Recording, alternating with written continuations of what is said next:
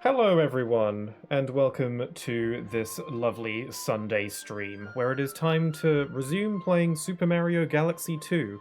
I'm going to turn my fan down because it is bloody cold today.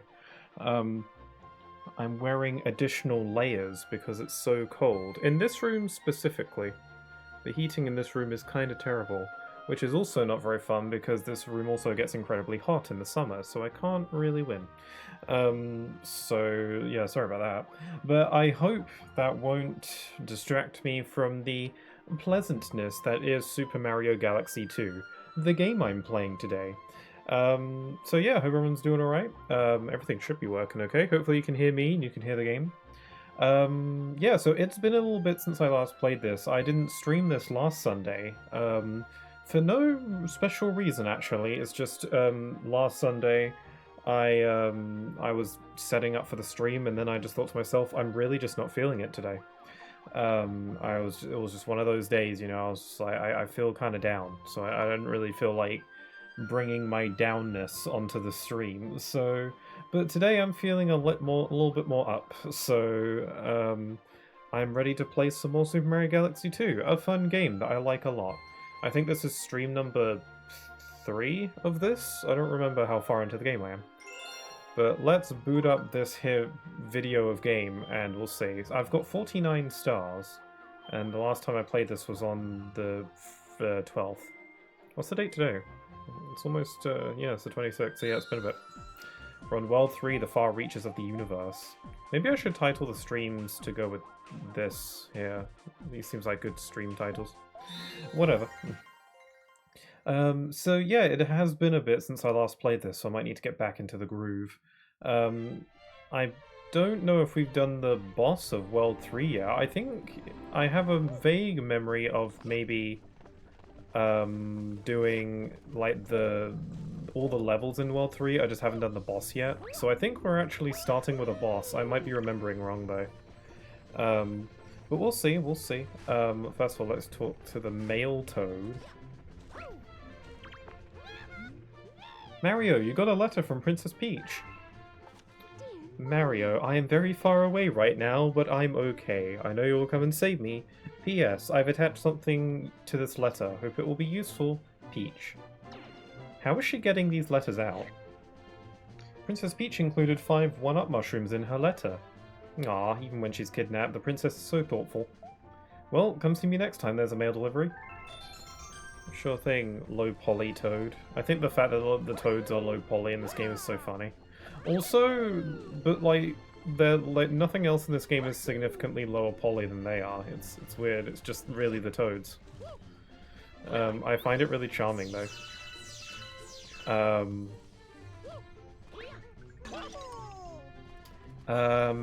Yeah, so yeah, wondering about that. How is Peach getting these letters out anyway? Because I highly doubt Bowser is allowing it, because why would Bowser allow for something that could potentially help Mario save Peach a bit easier? I mean, 5 1-up mushrooms isn't really going to make or break me, but, you know, it's something. I imagine he wouldn't want that. So you'd have to assume that Peach is, you know, smuggling those letters out of Bowser's castle or something. Or, you know, she's sneaking around and doing that. It'd be neat if we got to see that, or if we got to, like, hear about how she's doing this. But, you know, I guess this isn't that kind of game. They do that in the RPGs. They do that in, they did it, or at least in the earlier ones, they do it in, the original Paper Mario and also Thousand Year Door, which I'm thinking of replaying. I haven't played it since the first time I played it, when the remake came out on stream. And it was really fun. It's been like over a year since then, so I was kind of waiting to replay it for a potential patch that can boost the frame rate for maybe Switch 2 or something. But no such thing has happened, and I feel like it would have happened by now. I don't know. But, but then again, they also did an update for Pikmin 4, or at least there's going to be an update for Pikmin 4, so I was thinking of replaying that as well, so who knows. There's plenty of stuff to play, plenty of new games to play as well. There's so many games. I think the last major game of the year for me is Hyrule Warriors Age of Imprisonment. So once that's out, I think I should be set for the remainder of the year. I don't think there's anything coming out in December that is particularly on my radar. I still want to play stuff like Silksong, I haven't played that yet, and the new Yooka-Laylee came out recently as well, I want to play that. I want to stream both of those though. So that's why I haven't played them yet, because I'm just waiting for an opening in my stream schedule. So yeah. Anyway, getting back to the game, how about we hop on over to the little doodly dad and see what progress we can make today? Yeah, looking at this, it does seem like we've done World 3, but we've still got a boss to go. I don't remember how many worlds there are. Usually Mario games have 8, with maybe a bonus world. I don't remember if this game also does that. Because I've got about 50 stars. This game has like 200 and... what was it, 242 stars, I think it is? So if I'm doing the math... I don't know. Maybe at, 8 worlds is about right. Okay, anyway, we got Bowser Jr.'s Fearsome Fleet. Starting out with a boss level at the beginning of the stream, where I haven't played this game in 2 weeks. Might not be the best idea, but we'll see. This game is like riding a bike. It's like slipping into a comfy shoe. I'm sure I'll be fine. This game isn't even that hard anyway.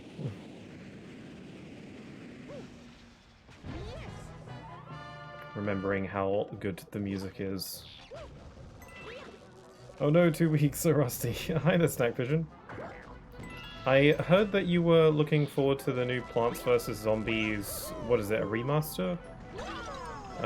So I hope you're, I hope that's going well for you. Otherwise, I hope you're doing alright in general.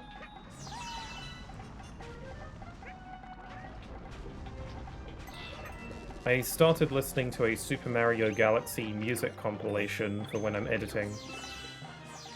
Because I realized how delightful the music in these games are. And I was like, that'd be good to listen to while I'm editing.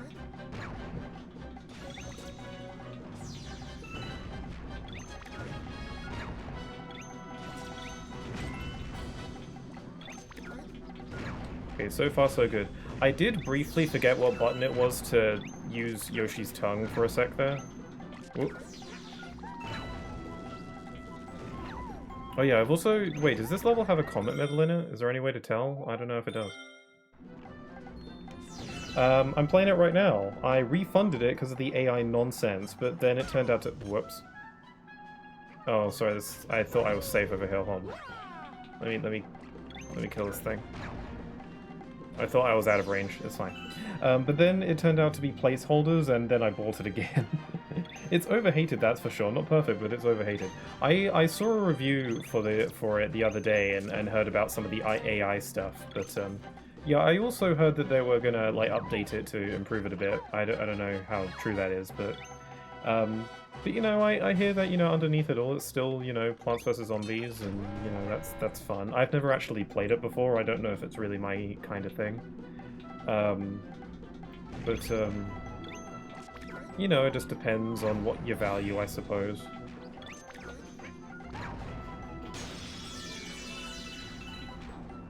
It does seem to be a shame that it, at the very least, it seems to be that, it's not the true definitive version of the game that people were hoping for, which is a shame. It's a shame whenever that happens, but,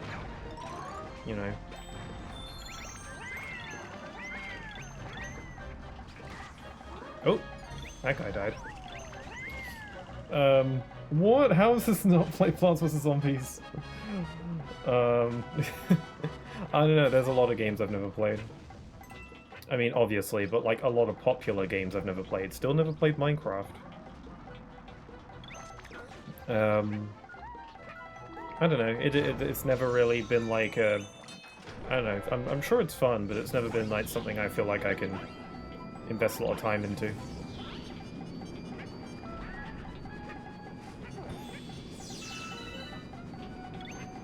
Once the game is fixed up, I think it will be. I mean, hopefully. Oh, there is a medal here. Okay, let's grab that. Yeah, hopefully it turns out to be that big definitive version that people want.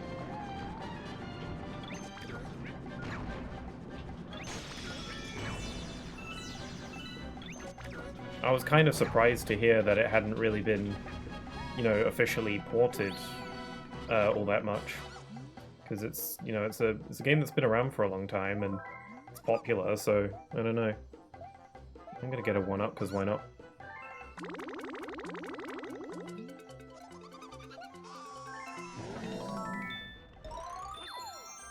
Does this boss require the use of Yoshi?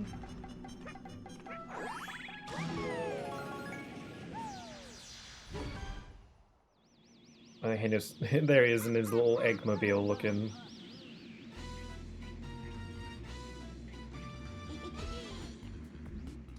Don't you know when to quit? I'm gonna enjoy taking you out from the cozy confines of my robot cockpit. So you want a grand star, do ya? Well, come on, tough guy. Let's see if you're any match for Mega Hammer. It's like a hammer, but it's been mega evolved.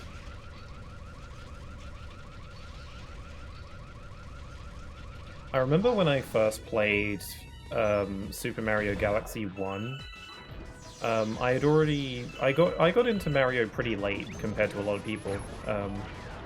Galaxy 1 was like the first Mario game I ever properly played. Also, I'm gonna turn the volume down for me because it's loud. Mario Galaxy 1 was one of the first like Mario games I actually played. And I got into Mario pretty late, so by that point I had already played Sonic Colors, because you know I was way into the Nintendo Wii. And I remember when I first played Mario Galaxy, I remember my twin, Sleepy Grim, was like, "Oh man, this Mario Galaxy, this game is such a rip-off of Sonic Colors." And I was like, I don't know what to tell you, this Galaxy came first. Also, I don't even agree with that anyway. Because they're not really that similar. They take place in space, but, you know, so many games do that. Also, Sonic going into space is not anything new, even a little bit. And I guess Colors has some gravity shenanigans at times, but it's not like, I don't think it's a ripoff at all.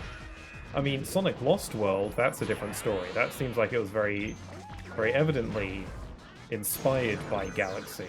I don't like to use the word ripoff unless it's really, really warranted.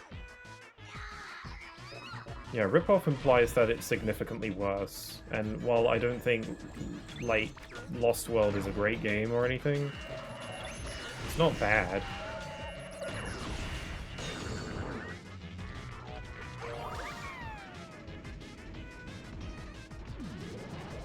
Yeah, I don't like how, you know, some people are very quick to use the word ripoff. There's a fine line between that and, you know, taking inspiration from, and it's sometimes hard to see that line, but I'd much rather assume that it's just taking inspiration rather than assume it's ripping off. Whoops. I got hit. Oh, is he done? Alright. Snazzy. I don't really remember a lot of the bosses from this game. Then again, I don't really remember a lot of the bosses from Galaxy 1 all that much either. Except for maybe the final boss and the first one. I remember them once I get to them, I suppose.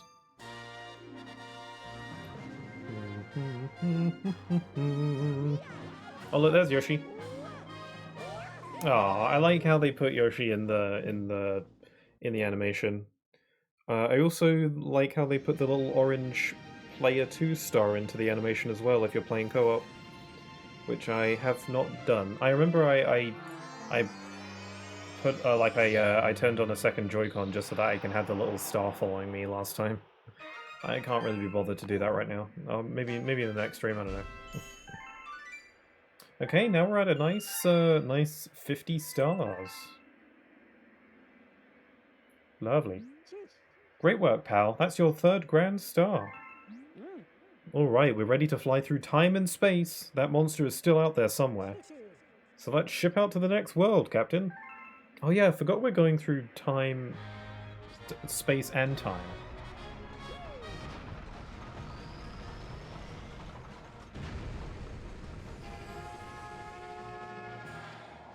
Alright, what's in store for us this time?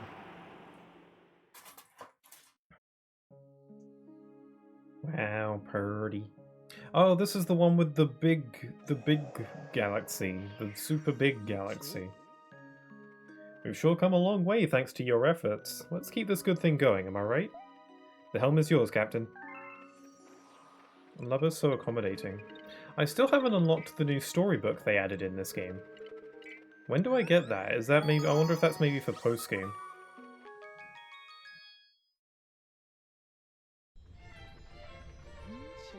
Looks like you found a hungry Luma. Hope you got some stack of star bits, because these guys can eat. Also, because we're in a new world, we get a new backdrop for Starship Mario.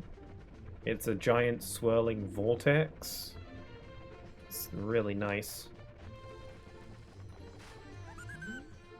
Got me tasty star bits. He wants 1,200. I think I can manage.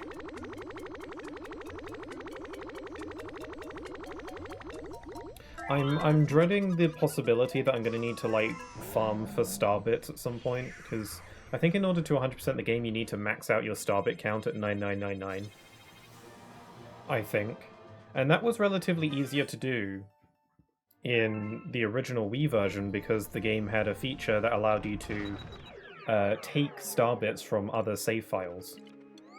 So while I had to collect all the star bits the first time I played the game, the second time I played the game I could just take them all from my original save, which is a really interesting feature. It's kind of random, and it's not really useful outside of that instance where you need to max them out. But for some reason they didn't keep that feature in this game. I guess it's not really that big a deal. But still, again, because this is my first playthrough of this version, I have to get all the star bits even if it was in there. Oh, Luigi. Hey, bro, you're looking for a star around here, huh? You want me to take over for a little while? I can never remember the galaxies where Luigi's available. Yeah. Yeah. Okay, it's Luigi time. Which means things are going to get a little bit more slippery in here.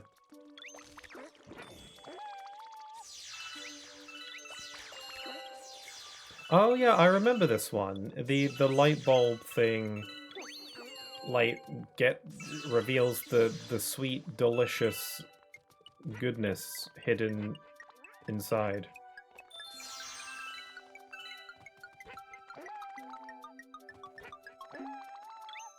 Oh, that was close.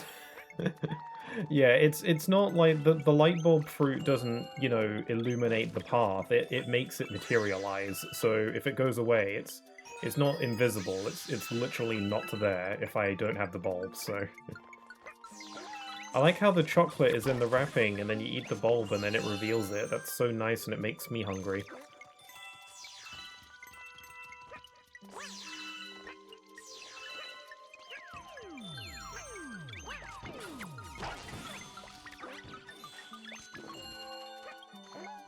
Man, look at all the candy and the pancakes. Man, this game is a rip-off of Sonic Colors. Look at Sweet Mountain. I don't know when... Wait, when did Colors come out? Like 2010 or something? And Galaxy 1 came out 2007, I think. I don't know when Galaxy 2 came out, though. I think Galaxy 2 maybe like 2009? I'm just not estimating that.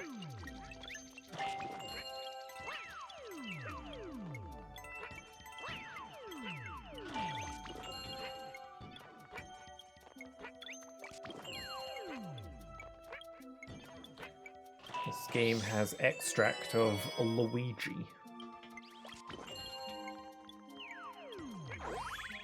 I've got the Comet coin, I think, so that's all good. Look at those pancakes! I haven't had pancakes in a long time. I think the last time I had pancakes... Actually, I think the last time I had pancakes might have been last year's Pancake Day. Or maybe it was this year, I don't remember. I might have accidentally skipped on this year. Or Shrove Tuesday, whatever you want to say. I don't know if I don't remember what Pancake Day is supposed to be celebrating or why it exists. Or if they celebrate it in other parts of the world, I don't recall. Why are we in the engine room? Why are we here? They usually only put us here when we get a new power-up, but I don't think I did. I mean, I use the light bulb berry, but they don't include the light bulb. They don't include the berries, normally. There's another comet. Oh, this is where the storybook... Wow, weird that I I get the book just as I ask about it. Weird. Okay. What's with this new book? Mysteries sure do keep stacking up around here. Wow, look at this new dialogue in this version. Well, give it a read. Might learn something. Wink, wink. Are you about to learn more Lubba lore? Hey bro, I'm all over the place these days exploring the universe. Next time you see me out there, talk to me and let me leap into action, okay? Catch you later, bro. And there he goes. It's a brave man. Anyway, let's go read the book. Again, this is like the new content in this version. And it's a different story from Galaxy 1's storybook, so I'm quite interested to see what the new story is. Hello, first time watching you live. Oh, hi there, Okami McLeod. Nice to meet you. You're most welcome. Hope you're doing alright. I like your username. Okay, here we go. New content, new story. Chapter 1, Twins. It's the same music. Oh wait, no, it's different. The music kind of reminds me of Undertale. Chapter 1, Twins. A long time ago, there were twin star children named Mari and Lou. Oh well, I wonder what that's supposed to be in reference to. They lived happily with a lady of shooting stars and among their many friends. So this must take place after the original storybook. Okay. The twins looked identical, sounded identical, and spent all their time together. If this is going to be a sad story where these twins get separated, then I'm gonna take that personally. It would have been difficult to tell them apart were it not for their entirely different personalities. Mari was impulsive and outgoing, Lou was shy and introspective. Man, this is too real. They complemented each other well, so they got along. They lived together their whole lives and were nearly inseparable. They're so cute, though. It's nice that they did new art for this, and it's pretty accurate to the way the art looked in the original story. Until one day they were forced apart. Oh, there it is. God damn it. When Mari turned into a star. That's the life of Aluma. In the blink of an eye, she shrunk down small, and then burst into light. She only left stardust in her wake. Oh, cool. But why? The Lady of Shooting Stars had taught me taught the Lumas that they could become stars in order to help someone. But Mari became one for no reason at all. Lou rushed to the Lady of Shooting Stars for help, who said, "I'm afraid Mari has left this path, but she will always be in our hearts. The stardust she left behind will give life to new star children. She may return someday. That could be tomorrow, or 100 years from now, or even 10,000 years from now." Upon hearing this, Lou covered her eyes and cried. Oh, don't leave it there. God damn it. Is there more?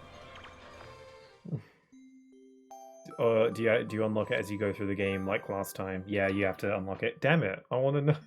That's so sad. As a twin myself, I might find the story relatable.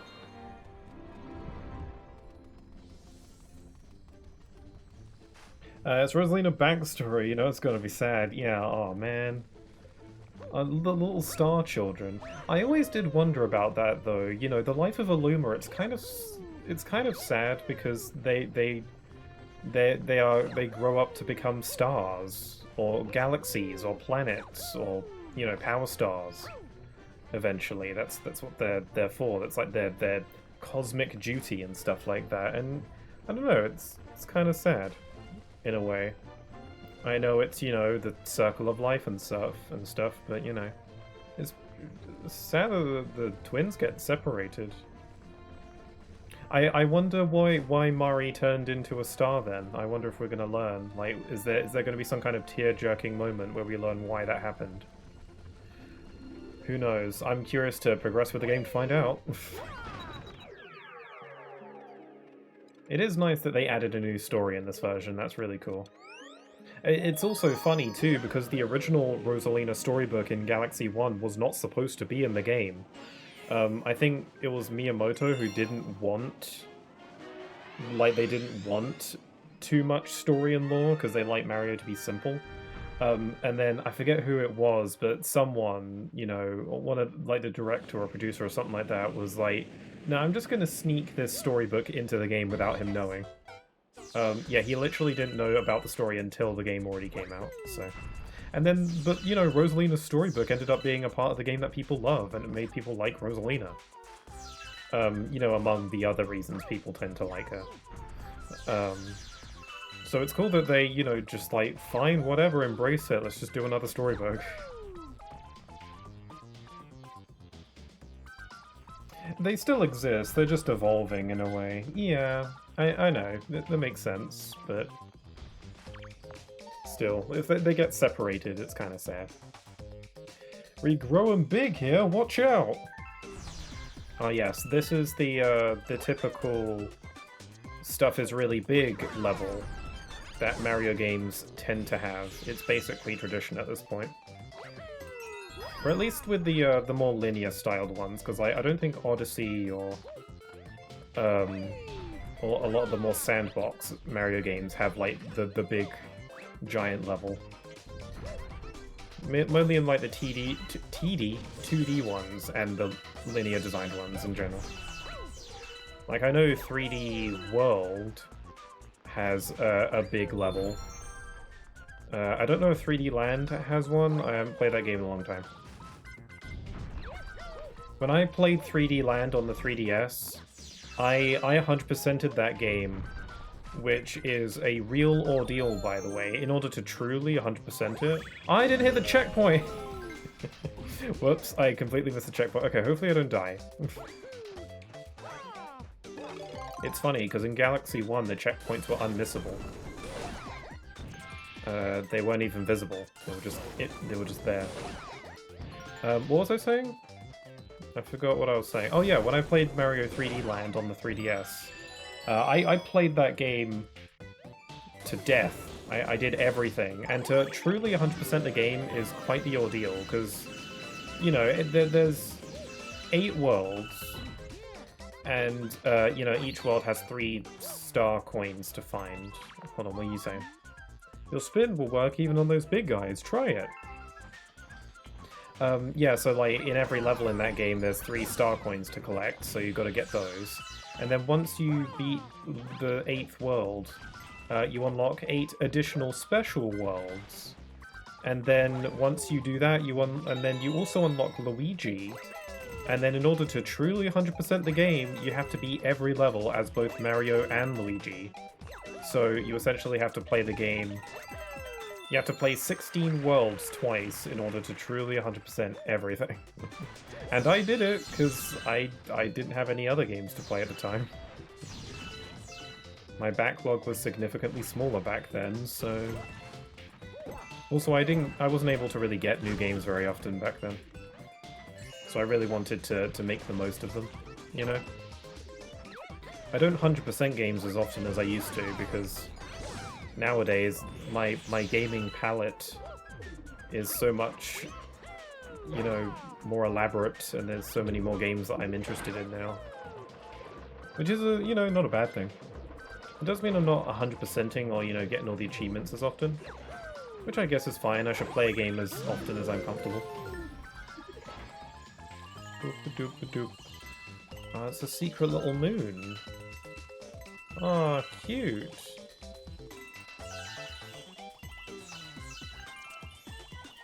I guess we've got to make all these flowers bloom.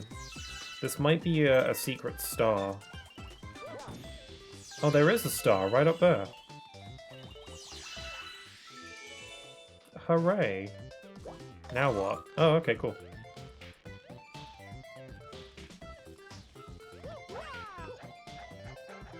There we go.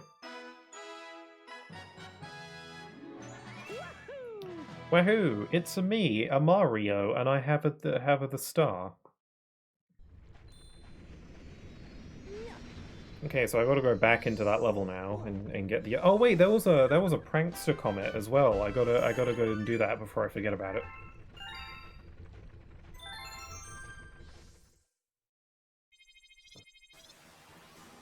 We unlocked the next batch of levels. I'm excited to get to the Throwback Galaxy. If you've played this game, then you know what the Throwback Galaxy is. Judging by the name, you might be able to guess anyway. Anyway, where was the prankster comet? Here it is, in World 2.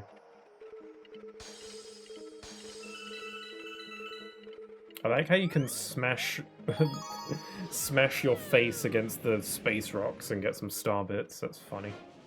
It's got a good sound. Lava Lair speedrun. Oh god, my voice.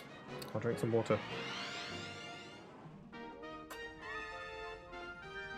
Okay, it's the kind of speedrun where I'm given like 10 seconds and I have to keep on collecting stopwatches, I think. Yep, I was right on the money, actually.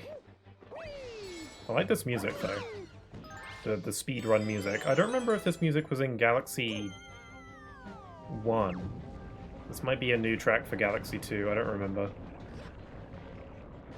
It's really good, whatever it is. It feels very dire and serious.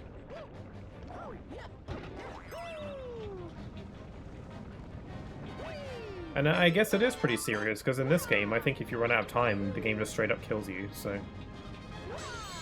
Like, speedrun or die. Apparently that's the only scenario where I would actually speedrun, is if my literal life was on the line.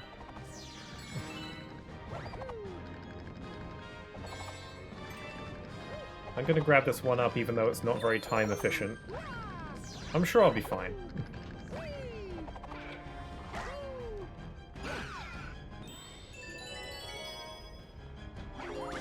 I just can't resist collecting things, can I? Whoops! Oh, there we go.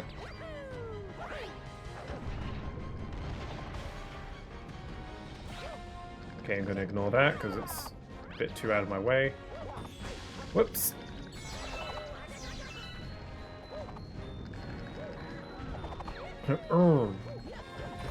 Forgot the sounds Stuff wants to make. I'm spinning in a circle! Whoa. This game has that weird little physics glitch or something where sometimes after landing from a jump or something like that... oh god. Oh, I'm fine.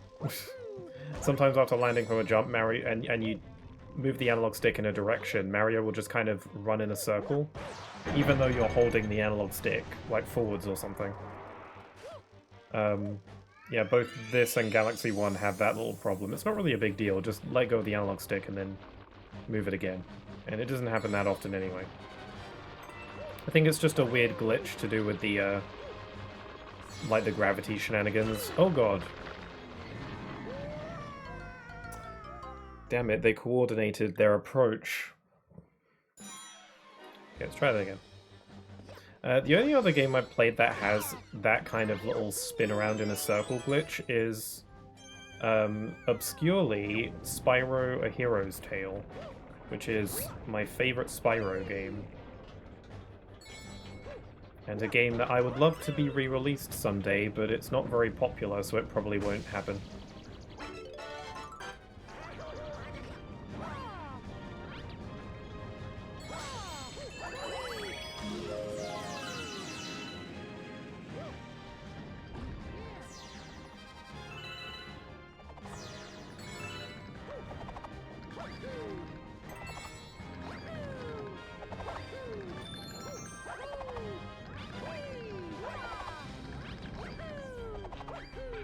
Crap. I knew that was a bad idea.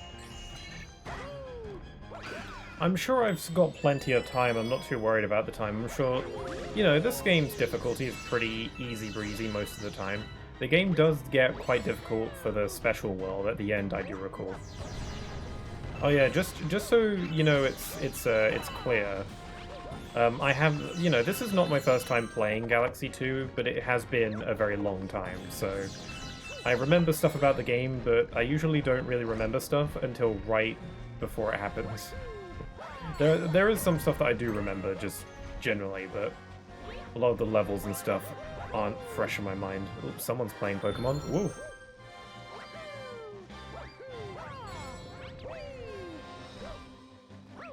Is music, I don't know if anybody is into Skyward Sword.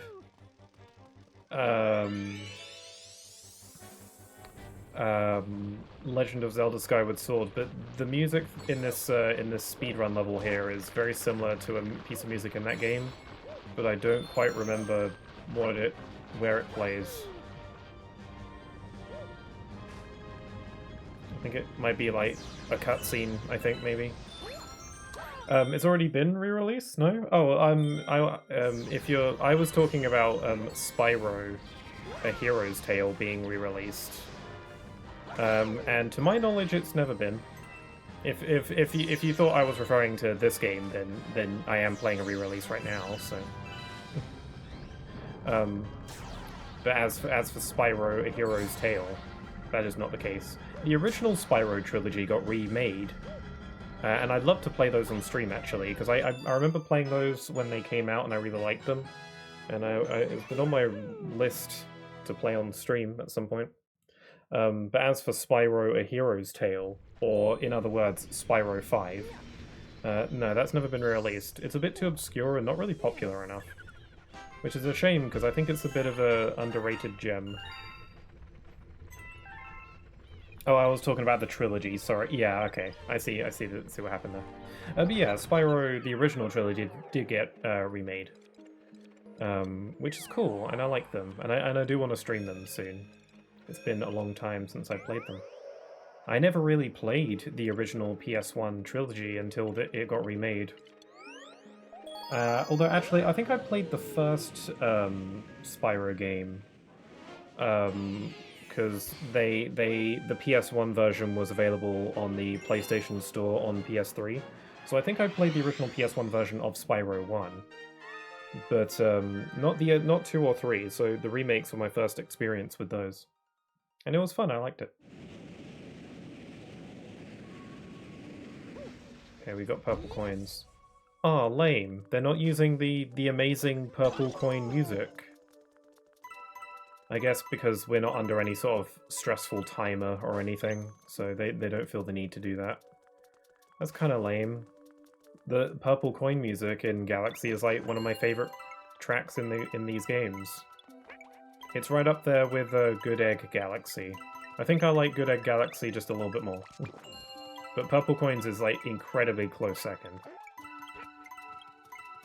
You know, you wouldn't think that the music for collecting coins would be a bop, but it is a bit of a bop, yes.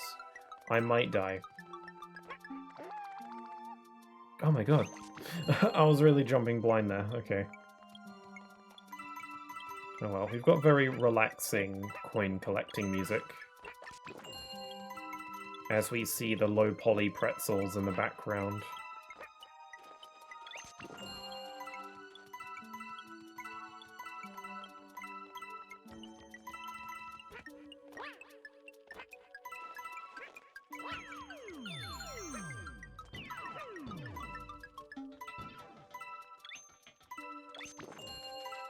It's making me hungry for donuts. Is there any purple coins up here? Shockingly, no. Okay. Ooh. So, I have a bit of a goal to play through all of the 3D Mario games on stream.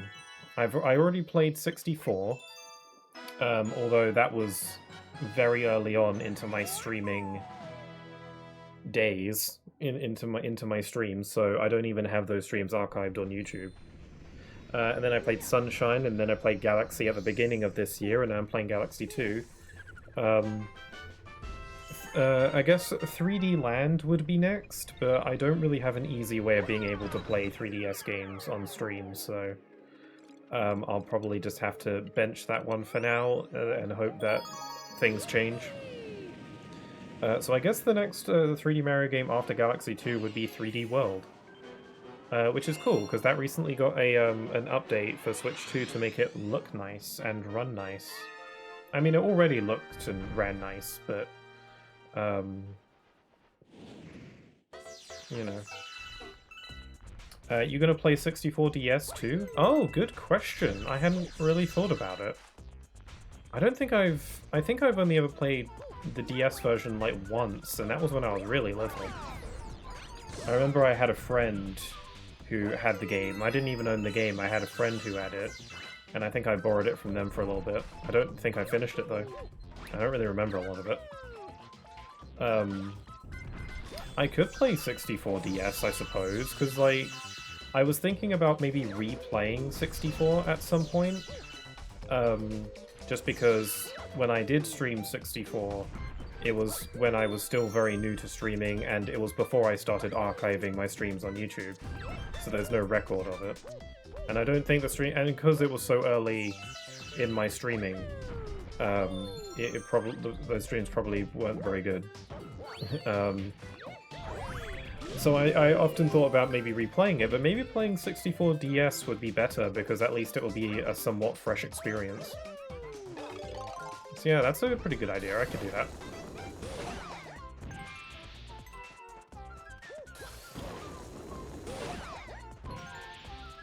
I do like to leave a little bit of time in between the Mario playthroughs, though. I don't want to play them all back-to-back or anything. Like, you know, I played Galaxy 1 at the beginning of this year, and here we are near the end, and I'm playing Galaxy 2 now. I mean, the main reason why I waited this long to play Galaxy 2 is because it didn't get ported onto Switch until recently. But also because I would have waited anyway. But there are also just a bunch of other Mario games, and just games in general, that I wanted to stream. I wanted to stream a playthrough of both of the Mario plus Rabbids games, because I haven't played those in a while, and they're a ton of fun. I've only played the second one once, when it came out, and I don't think I even played all the DLC for it, so I could do that.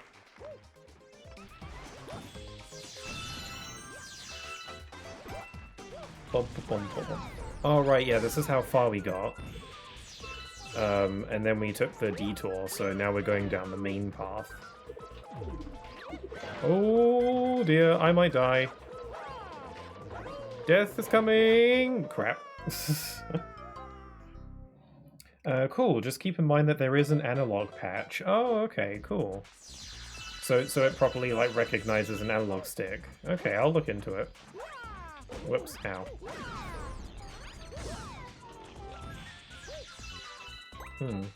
Yeah, I remember I remember when I did play 64 on the DS, I think my biggest issue with the game was the fact that it had a run button. Which is okay for 2D Mario, but for 3D Mario, it's not really ideal. I get why it's designed that way though, because the DS didn't have a circle pad or anything like that, it just had the D-pad. So there was no way to sort of do walking or running without having a separate button for it. So I get it, but I remember not liking that very much. But I do know that 64 on the DS has, you know, extra content and playable characters and stuff. And, you know, I do love me some playable Luigi. If Luigi is an option, then I will almost always go for Luigi.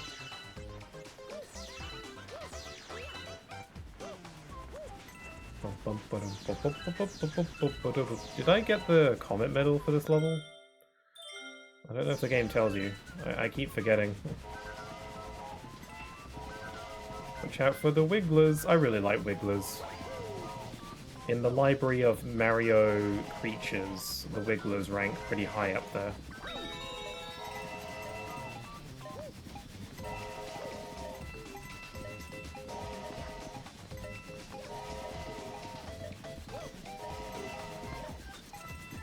I don't know why I'm bothering to get all these coins. I don't think I really get anything for it.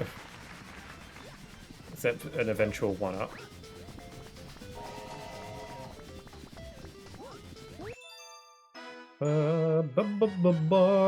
I got the star. So I've got some mini sausages to snack on. Oh. They're good to eat on stream because they don't, they're not particularly crunchy.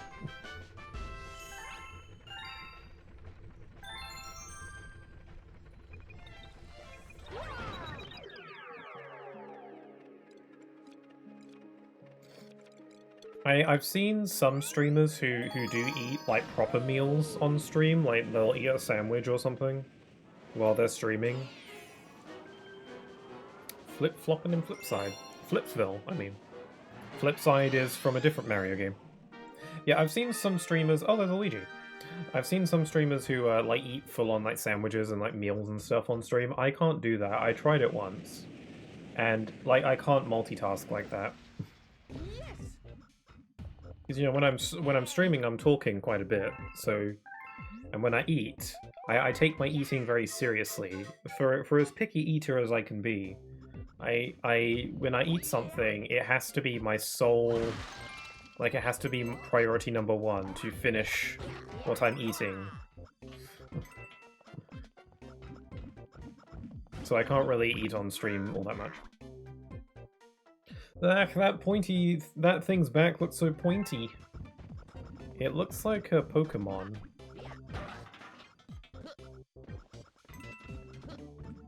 Also, yeah, this place is called Flipsville, not to be confused with Flipside from Super Paper Mario, which I think is a really fun name for a town.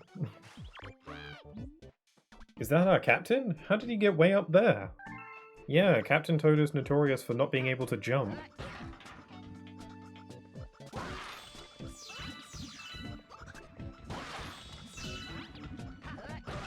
And a thank you for that.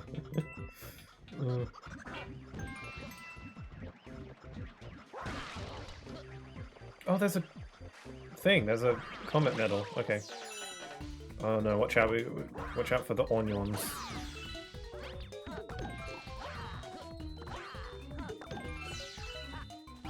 Ah, crap. I don't think I'm gonna kill the onions in time. No! No, I didn't kill the onions. Damn.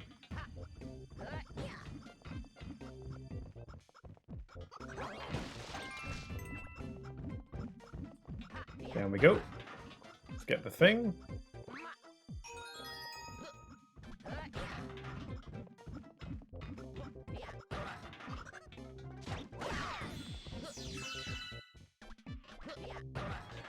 I want to talk to Captain Toad. Look at that thing over there. Yeah, I don't remember that thing at all. There's a lot about this game I've forgotten, huh? No scary monsters up here. I'm safe for now. Ah, Luigi? I was just making sure we're all clear. Ah, sir, we spotted a monster over there. How are we able to hear him from all the way over there? That's crazy. I guess toads are pretty good at screaming. They know how to project their voice. The majority of the time when people do a Toad impression, it's some form of screaming.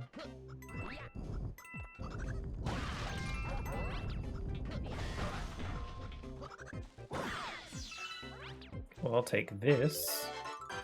Oh wow, you can see into the void.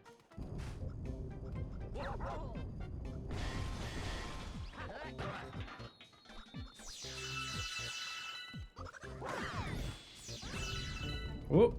Watch it. Oh, they collide and they just give me a bunch of free star bits.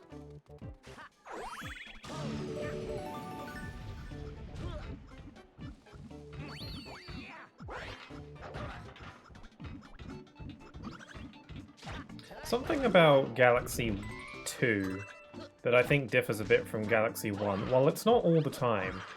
Because I was playing a little bit of Galaxy 1 on the side between streaming this game because I just felt like playing it. And I've already streamed Galaxy 1, so I just felt like playing it again. And one thing, you know, going from that game to this one thing I've noticed, it's not necessarily an issue, but it could be depending on your tastes.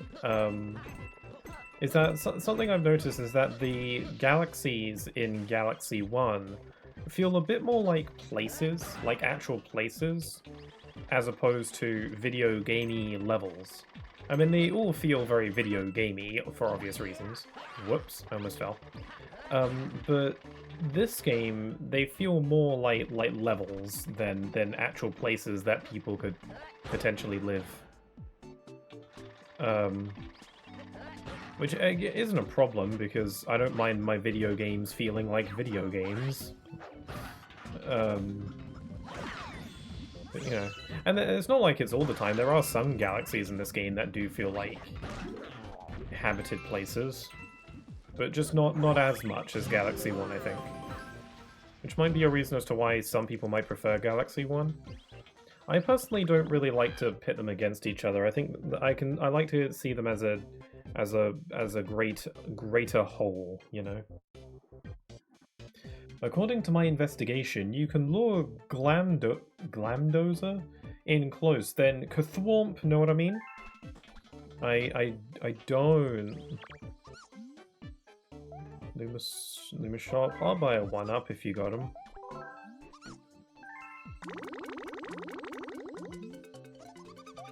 It's nice to take a little break from playing scary games. What with the Halloween season. I recently finished, earlier this week, I finished playing Resident Evil 7, which was real scary for me, for someone who doesn't play horror games really all that much. But I do have a seasonally appropriate stream planned for Halloween, because Halloween falls on a Friday, which is one of my usual stream days.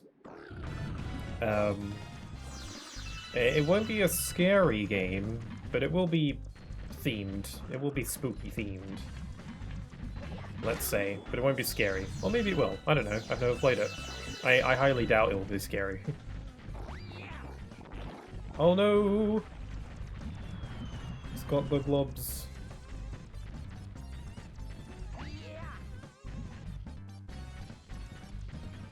Oh, weird. Okay, I gotta lure it further in, I think. Oh, and then it's just gonna flame on the... Okay, How do I get it to stand on a panel that isn't flame? It's following me, or it's trying to get... Yeah, it just keeps on flaming the spots that... Okay, let me let it... Oh, if I maybe like trick it into flaming the spots that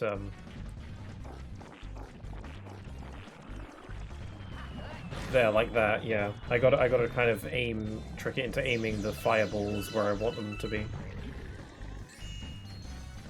Look at stumpy little legs. Oh god. Nope, that wasn't right. Whoa! Careful. They look like tomatoes.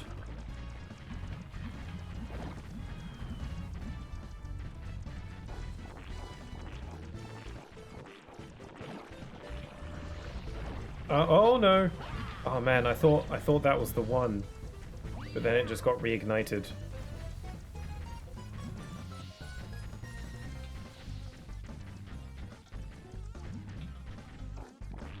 Okay, you flame that, and then I'll go down over here. There we go. Yeah, this is the trick. Okay, is it 3 hits and you're done?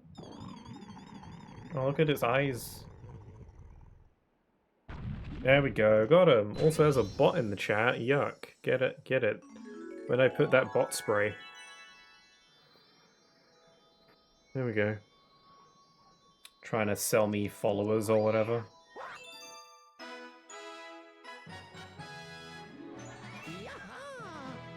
Yaha.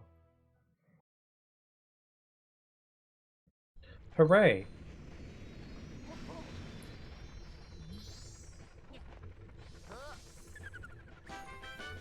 Yeah, flip-flopping in Flipside. Flipsville. I keep saying Flipside. That's not the correct thing. I wonder when I'm going to unlock another chapter of the storybook. I wonder how they space it out. In Galaxy 1, I think you just have to get to a certain amount of stars before the next chapter unlocks. I'm not sure. A letter addressed to the baby Luma has arrived. To my lost Luma, if you're ever feeling alone, just know that your friends are behind you. I hope the attached item is helpful. May the stars shine down on you. Wow, there were 50 star bits attached to that letter. No return address, but I hope I get to meet this mysterious person soon. Maybe you shall. Random generic NPC Toad. I was wondering about this on a previous stream as well. What makes the baby Luma that's in Mario's hat in this game? What makes this particular Luma special? I don't mean that in a mean way, like, ooh, what makes you so special, blah. I mean it in like a genuine, like, why is this particular Luma so important? Because at the beginning of the game, because they all refer to it as the young Master Luma. And at the beginning of the game, the other Lumas were like, oh my god, it's the young Master Luma, whoa! He'll be safe with Mario, probably. And it's like, okay, so is this Luma, why is this Luma more significant than the other Lumas? Why is this one special? Is it like a royalty thing? Is it like the prince or something? Maybe it's Rosalina's successor, maybe? I assume that Rosalina was, you know, immortal. But maybe she simply just wants to retire at some point, regardless.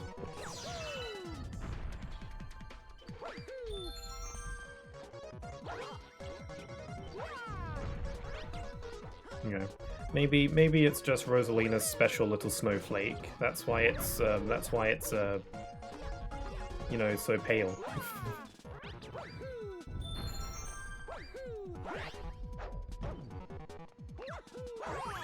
Okay, we've got time trial stuff, but they're using the Cosmic Mario music.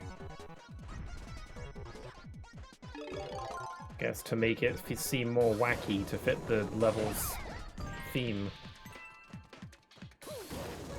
It's still weird seeing Koopa Troopas walking on all fours. I mentioned it last time, but it's still a little bit weird. I'm pretty sure that Koopa Troopas walked on 4 legs before this game, no doubt. In some of the older games, probably. It still looks weird. It's just not what I'm used to. You know, I'm more used to them, you know, walking on 2 legs, and then they look at the camera and go, Papa.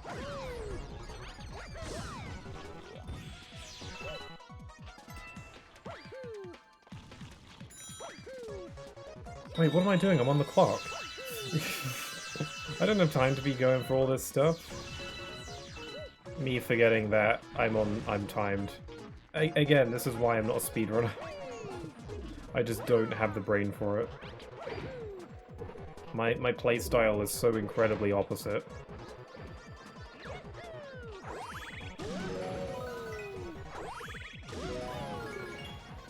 Ah, I got 30 seconds. Can I make it? Assuming I don't die or get hit, I should be fine.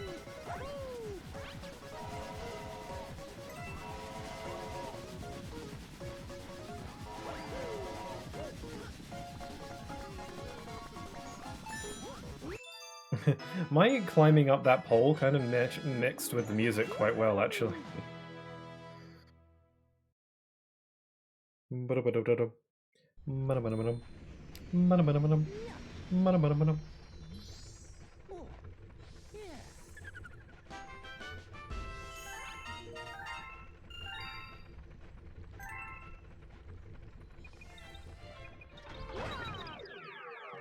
Okay, that's the comment for that one. We've got to go back to Flipsville to get the second star. And then we're on to this Honey Hive one. Flipsville's New Digs. Oh, right, it's a pun because we're using the drill thing. And, you know, it's also a double meaning because digs is, you know, what people say about houses. It only gets funnier because I explained it.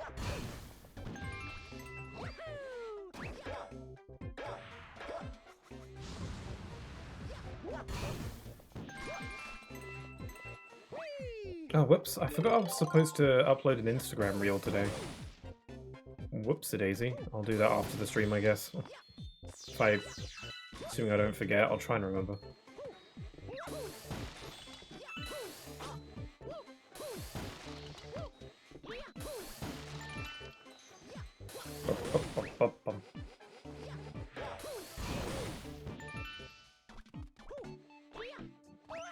I like the music here.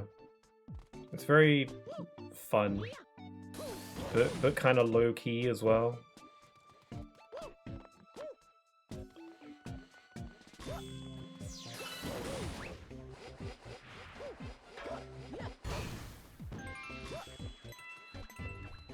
I think I need to get a new Switch Pro controller soon. Because I feel like this one is gonna give up the ghost at some point. I noticed that the right analog stick drifts a little bit sometimes, but it's so minor that it only really gets registered on certain games. I feel like it'd be nice to have a Switch 2 Pro controller, just because, you know, if I'm gonna get a new Pro controller, I might as well get the new one. But it's so expensive. Golly gee, it'd be a wild pickle. Oh, hi there, buddy. How you doing? Oh yeah, I forgot that you have the snazzy emerald crown. Hope you're doing alright. It do be a wild pickle pea. It's Cat and Toad. Hello. Mushroom. Wow, they just throw one-ups at you in this game. My brigade bailed on me when they got scared. What happened to bravely exploring the unknown? Oh yeah, that reminds me I've got to play Captain Toad as well. I'll probably play that after 3D World because it kind of takes place after 3D World, kind of.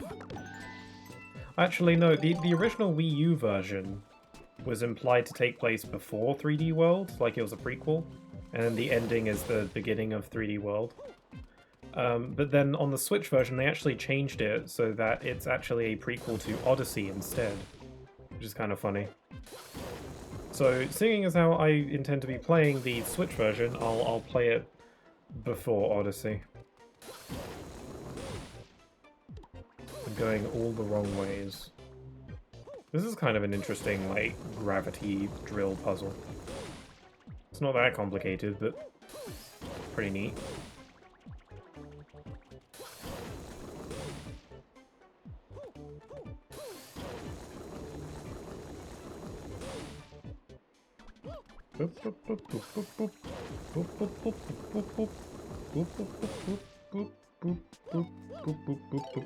Okay.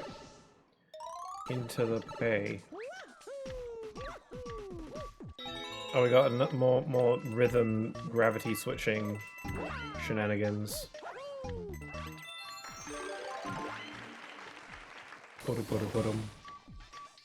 This whole rhythm and then something switches on the beat is something that gets used a lot in future games as well. It's a pretty fun idea.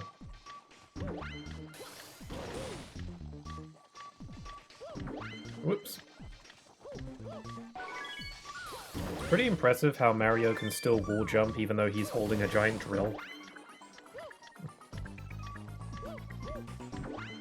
More convenient for me, the player.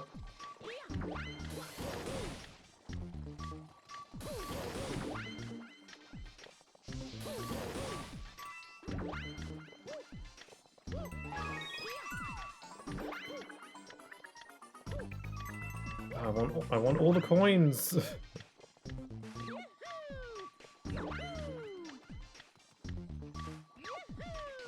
There we go. I don't really need the coins, but I just want to have them. Coins are just fun to collect. That's how, you know.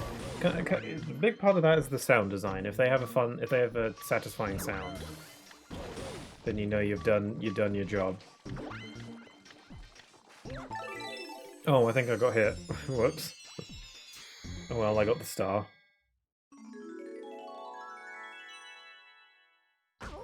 I saw a mod the other day for, I don't know if it was Galaxy 1 or 2, it probably doesn't matter, where the mod was basically importing the levels from 3D World and making them work in Galaxy, which is kind of cool. Sounds like the kind of thing that I've probably seen before, though.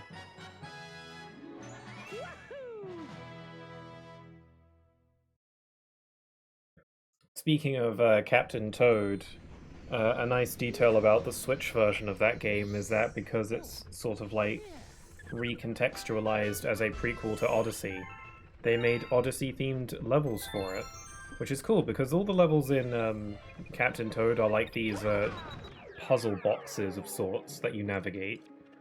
On the original Wii U version, they instead had this thing where if you had save data for Mario 3D World on your Wii U, then you get access to levels that are straight up just imported from 3D World, but slightly reworked because Captain Toad can't jump.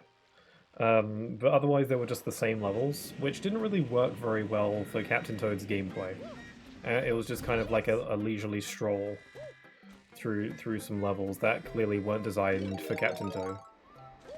So it's cool that for the Switch remastered version, they made new levels that are themed around Odyssey that are actually, you know, designed to be proper Captain Toad levels, which is cool.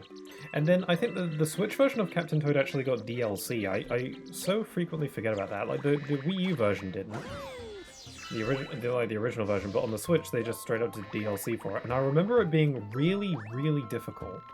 Or at least I remember one bit of it being difficult, like the final challenge or whatever. You know, continuing the trend of Mario games being pretty generally approachable difficulty-wise for the most part. But then it has some kind of super optional secret final level that makes you want to cry. And I kind of love that trend. Odyssey also has that, but when I played Odyssey for the first time, I didn't find it all that difficult. Like, it was kind of difficult, but not that difficult. I definitely think the super special difficult level in this game is a lot harder, from my memory. But we'll see how I fare with it these days. Also, 3D World's super special final level is also really difficult. Odyssey's just isn't. Perhaps because Odyssey has a lot more nuance with its movement and controls that allows you to get around a lot easier. Depending if you're, like, good at moving Mario around and know the more advanced movement techniques. I imagine for more casual players it's probably way harder. I can respect that.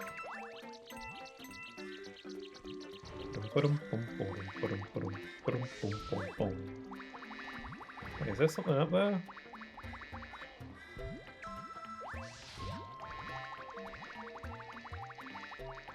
I'm a bee. I can live like a bee. I can't touch the water or else my bee will go away. My behind.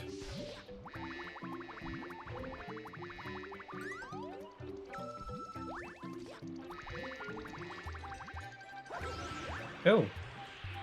Oh wow, they're using the flying dandelion from Gusty Garden Galaxy from the first game. That's kind of weird. I guess it's not out of the ordinary for a bee level.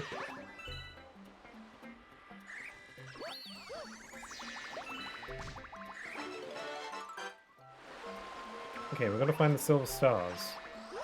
This level's quite nice. It again feels more like a video gamey level than an actual location. But I like it. Oh, I can wall jump up here. Shortcut. Oh no, there's a star hidden here. Oh, little bee. Hello, little bee. Silver star's not here. Oh, that's cute. Okay, we found the comet medal too. This one's pretty tucked away. I might have missed that one.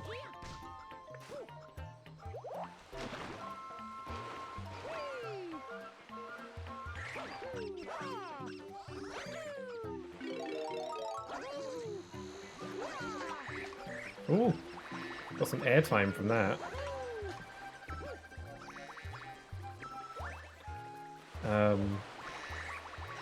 Yes. If the Bee movie has taught me anything, it's that bees and water don't mix, so it makes a lot of sense that hitting water gets rid of your bee power-up.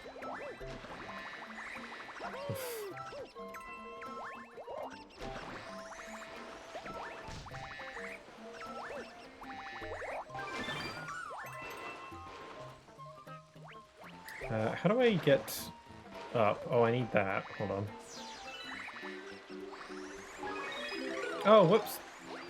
Damn. Okay, let's try that again. I can't wall jump in bee form, so I have to find another way to get to the top.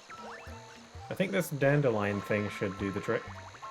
This plant, whatever it is. No, apparently not. Maybe I can fly up? I don't know if I have enough fly energy. If I jump off this bee, maybe. No, not quite. Maybe if I jump up from this flower.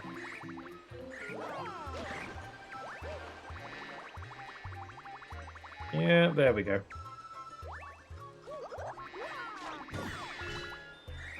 Oh wow, it's weird, there's like some kind of weird physics thing where when you like spin attack with the bee power, it just kind of launches you up a bit.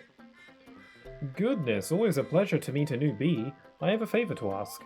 There is a terribly itchy spot on my back. Would you be so kind as to take a look at it? Now where have I seen this before? I'm pretty sure that her dialogue is different if you are not in bee form. I think she's still, you know, generally the same, but slightly different dialogue.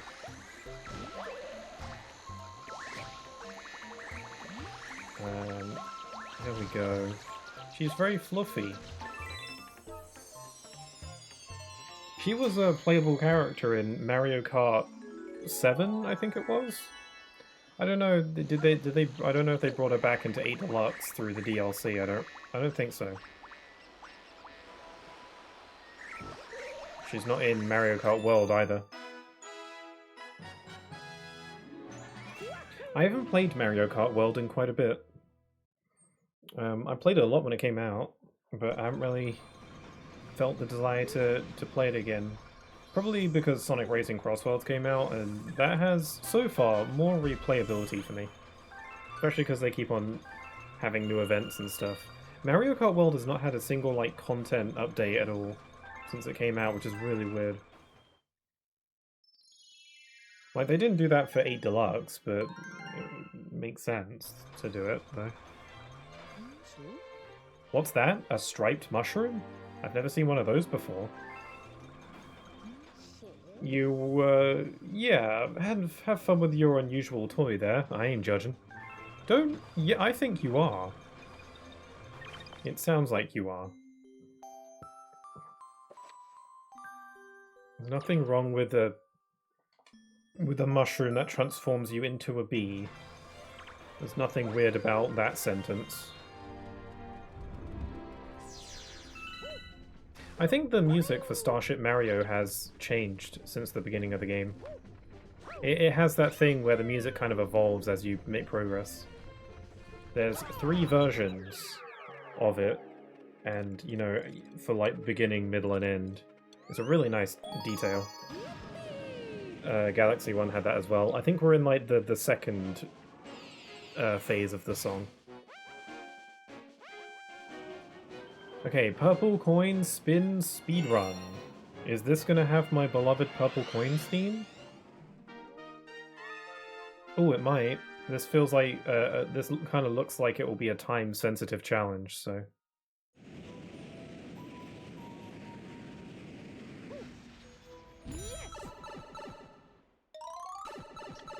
Oh no, no purple coins theme. Bump-a-dum. Bump-a-dum. Bump-a-dum. Bump-a-dum. Pop-a-doms.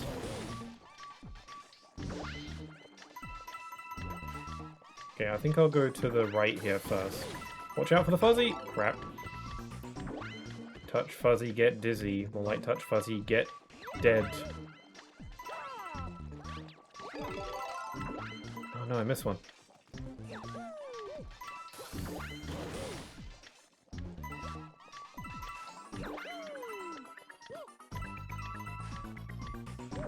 I would really like that one up, but I don't really have time to dawdle. Well, maybe I do, I don't know. I don't want to risk it.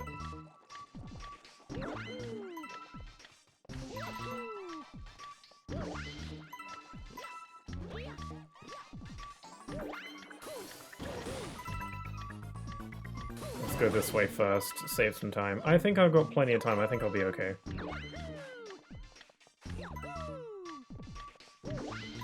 Oh, that was a very good sweep of coins there.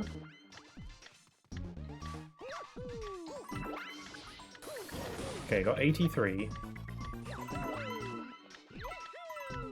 92.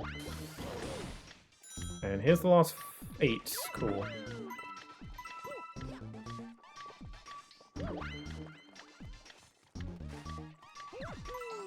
There we go.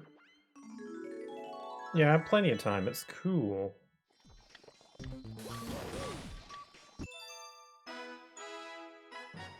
It's a shame that Mario doesn't get to keep his power up for the Starget animation. That might have been a nice addition. It usually just like disappears and he goes back to normal. Then again, I don't think any other Mario games really do that, aside from, you know, the 2D ones where you keep your power up at the end, I suppose. Not the 3D ones, though. But then again, none of them really had the traditional Mario power-ups, so... Okay, we've got a split. We've either got Chompworks Galaxy or Starshine Beach Galaxy. I don't know. Starshine Beach or Chompworks. I kind of want to do Chompworks because I'm thinking this is one of those galaxies that I thought was in Galaxy 1 and then it didn't show up when I played it and I was like, what? This is one of those galaxies. I also think this is one of them that uses the spring mushroom. If I recall. This looks like the type.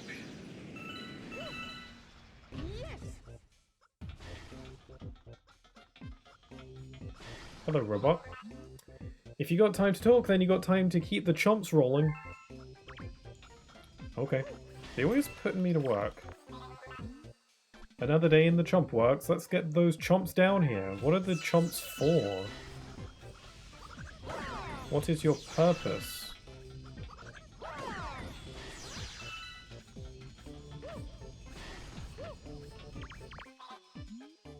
I'm in charge of keeping the area around this hole clear. Move along. Allow me to do your job for you. Oh, there's the Comet Medal. That was easy. Ah! Okay, forget what I said. Let's try that again. This time, less dying involved.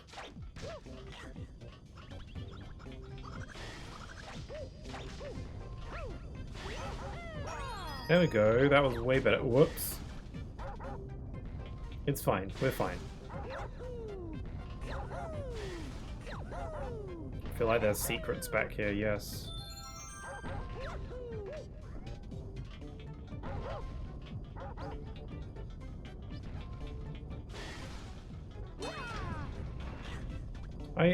Chain chomps are an interesting Mario creature. Some games make them out to be really terrifying, and some make them out to be quite adorable.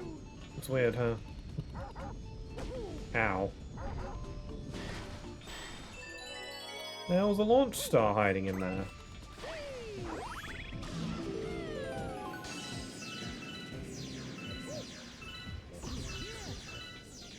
When do we get the spring? I thought the spring was in this galaxy. Bring it on! Give me your worst! What's he doing?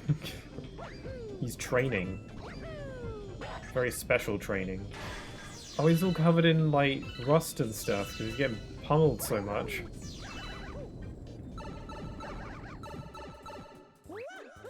Ooh.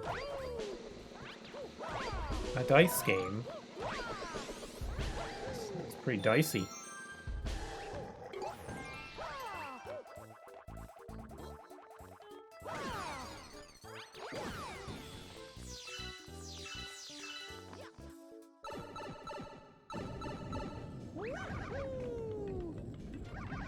Can I make this jump? Too late, I'm already doing it. There we go. I think there's something up here. There's a 1-up up there. I really don't need any extra 1-ups. But I like having them.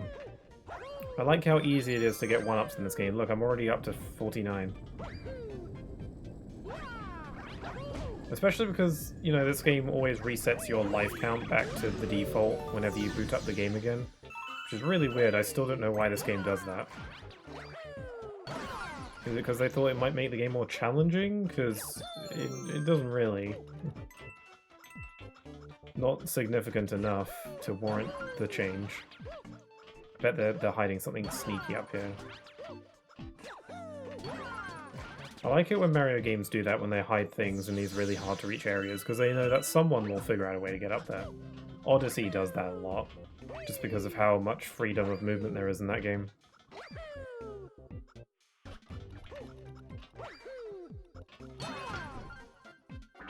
Oh no, that thing got squishified. Oh.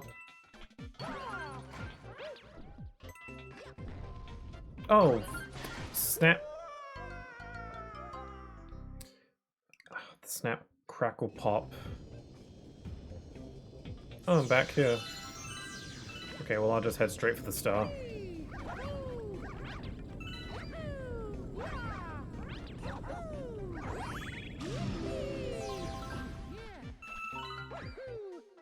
Okay, so I gotta way down this middle platform. I wasn't prepared for it.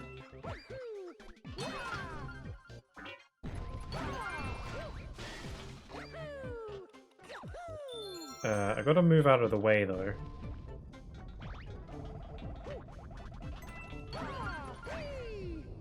There we go.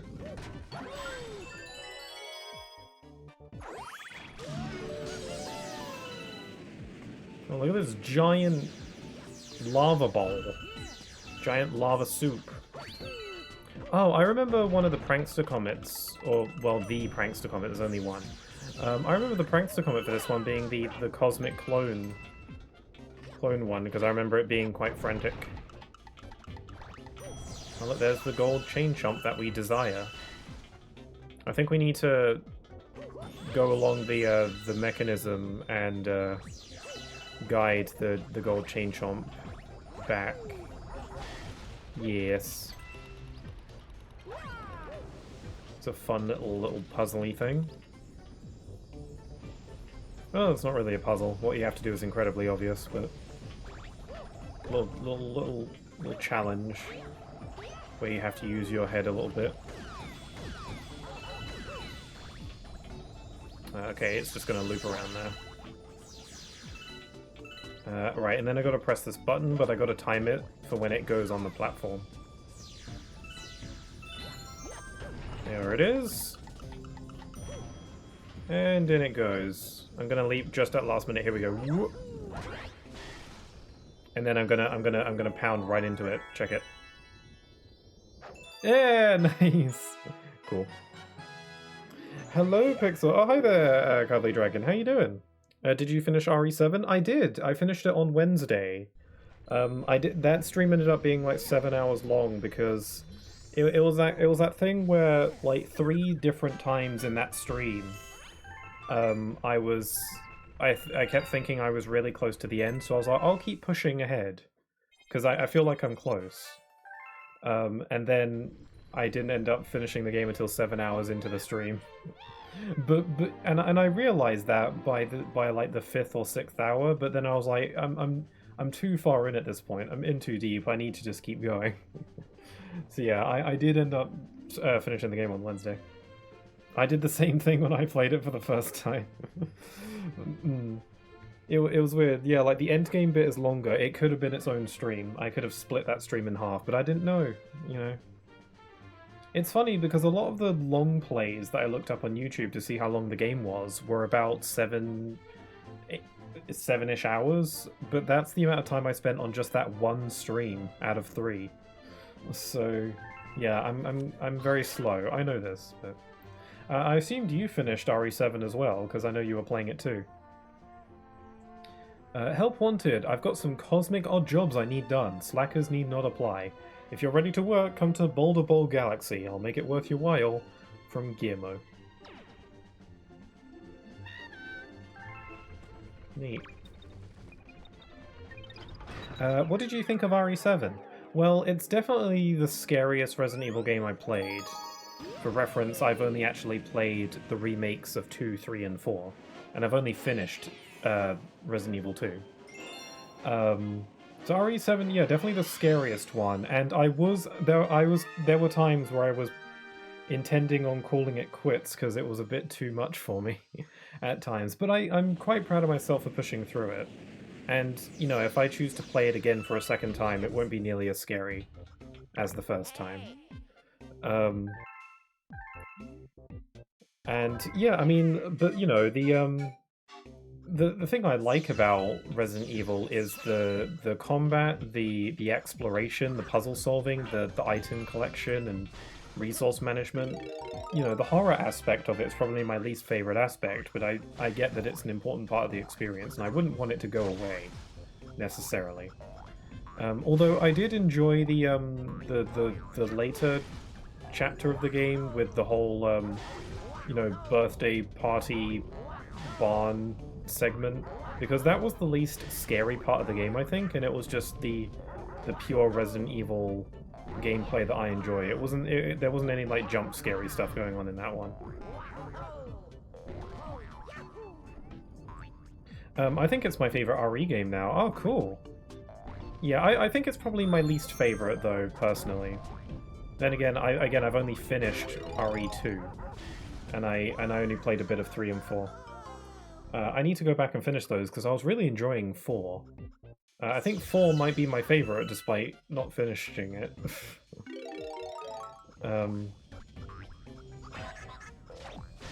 But I did still really enjoy RE7. I'm glad I played through it. I think it's another thing about RE7 that probably doesn't appeal to me as much as the others is the first-person camera perspective. I genuinely prefer third-person camera perspectives when I play games. I'm not a big fan of first-person games. And while that didn't, like, ruin the experience for me or anything, it did probably make it so that the other games are a bit higher for me, personally. I'm so happy you pushed through it. Me too, because I was going to call it quits a few times. But yeah, I'm very happy I pushed through it. I'm quite proud of myself.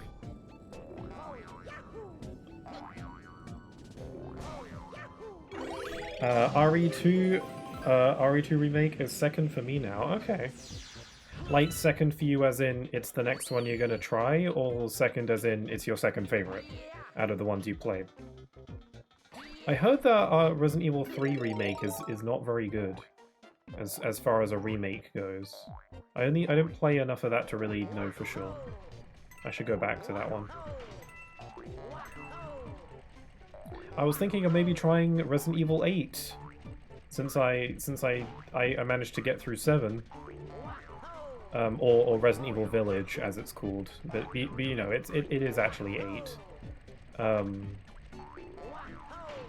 I haven't heard as much I can't English. I haven't heard as much about that game being scary. Usually when it comes to the scarier Resident Evil games, it's usually 7 people talk about. So perhaps I'll do a lot better with 8. I missed out on all them coins.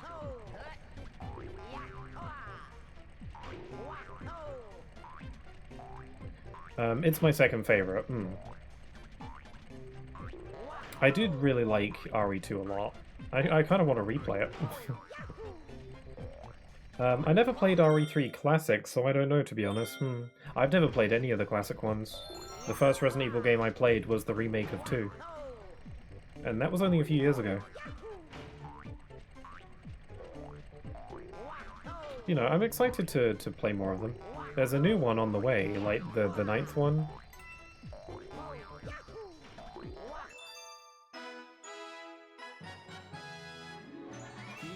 Man, the spring power-up is awkward. I think that's the intent, though. I was actually thinking of playing one of the classic Resident Evil games, because like they put a couple of the classic games on the PlayStation Store. They put RE2 on there, and I put it on my wish list and thought maybe I could play that. It was either a toss-up between RE2, the PS1 version, because I thought it might be interesting to try it, and RE7. And I ended up going for RE7, but I thought to myself, you know, if I don't like it, then I'll use RE2 as a backup, because I imagine the PS1 game probably isn't going to be as scary. I imagine it probably was back in the day, but, you know. I'm in the engine room.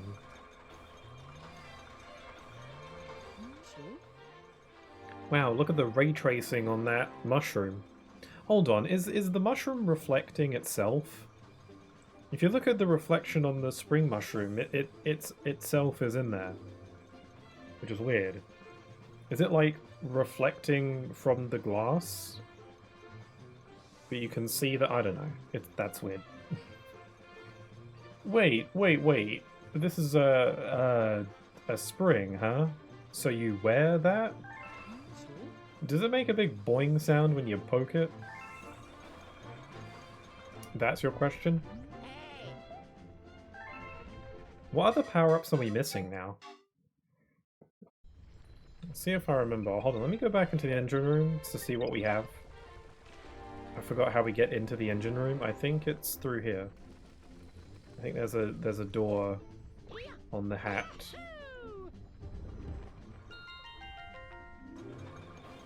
Yeah, we're missing two. What other power-ups we're missing? I'm trying to remember.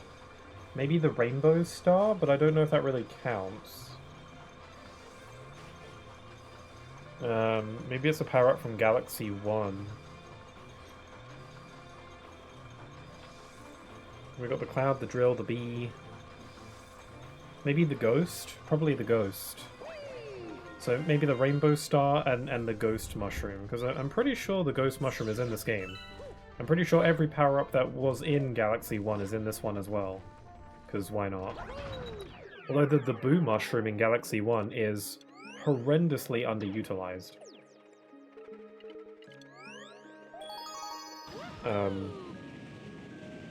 So maybe this game gives it more use. I really don't remember. Okay, Starshine Beach Galaxy. I remember liking this one. I remember liking the beach vibes. This one feels like a real place and less of a video gamey level to me. Feels like a getaway. Also, I remember liking the music here. Kind of like Mario Sunshine. I'm pretty sure even the Piantas are in this one. I don't think they were in Galaxy 1. Yeah, look, there's one. There's a little Pianta. This guy doesn't even know that he'll be in Mario Kart at some point. When I woke up this morning, I saw these silver star things all over the islands. Isn't it weird how they do this in a lot of Mario games, especially in the 3D ones. They do it in Odyssey, where they replace words in the text with an image of what the word is. I guess to not confuse the kiddies, you know? Just to make it crystal clear. There's a silver star there. There's a box. Oh yeah, the music is nice.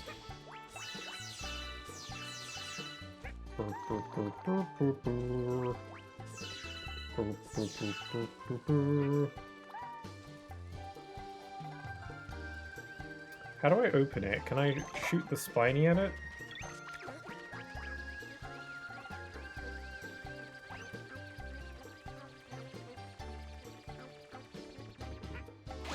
There it is, okay.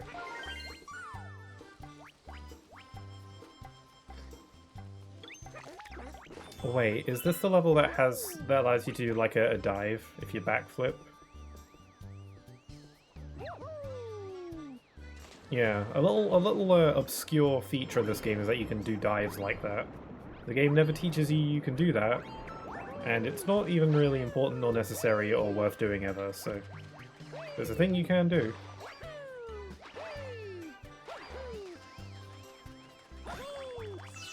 I saw it in a YouTube video. I want this Lakitu to die, because it's stalking me and it makes me very uncomfortable.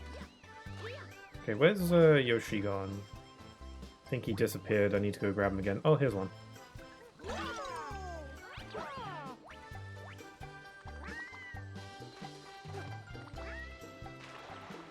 Oh, okay, Yoshi can swim in this one. I forgot if he could or not, because he can't in Sunshine. If Yoshi touches water in Sunshine, he literally dissolves. And I'm not even kidding. That was like a boomerang. That's pretty cool.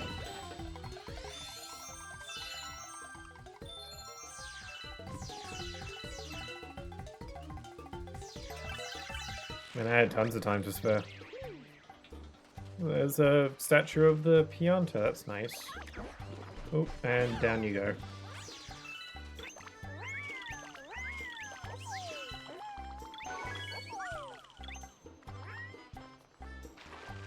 Hello. This is a statue of one of our most honored Piantas. Pretty nice, huh? How can you tell? You'll... I don't want to say you all look the same, but you're different colors, but the statue does not represent that. Someday I want to climb to the top of that tower. That's such an interesting thing. That's such an interesting character trait you have.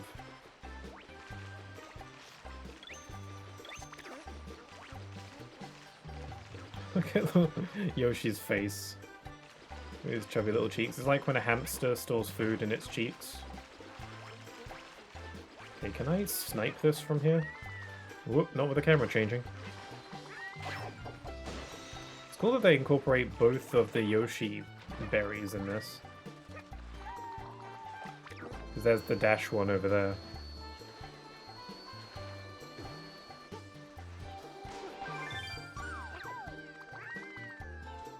Is there anything up here? Maybe a 1-up? Yeah, I was kind of hoping there'd be a 1-up. Oh well. Yeah, this place is very relaxing. This is very chill. I think Galaxy and Galaxy 2 is a very chill game in general. Not much to yell about. Oh yeah, I think I don't think I've found the Comet coin yet.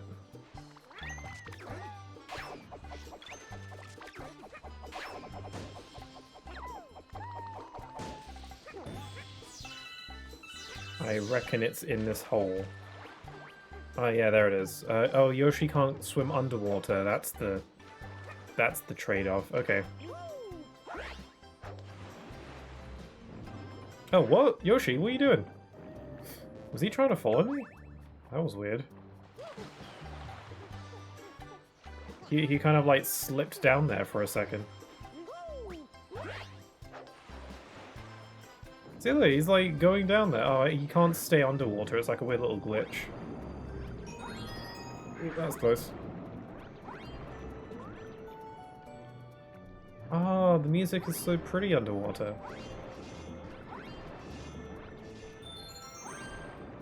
Oh, it's really nice down here. I don't know if this is a universal thing that lots of players do. I've heard of other people who have done this before, but not with games, but with movies. But I feel like it's a decent chance that other people do this with games as well. Did anyone ever, you know, when you're in like an underwater section in a game, especially when there's like you have like an air limit, like an air meter, did anyone ever hold their breath as well, like in real life, just to see if you can? Because I used to do that all the time. I used to find it as like a form of immersion. Like I'm getting into the mind of the player character, you know. And I've heard of maybe at least one other person that's done that. I don't know if it's that weird or not. It doesn't seem that weird to me. It sounds like just one of those kid things. But I don't know if like a ton of people who did that when they were little, or if it was pretty uncommon. I used to do that.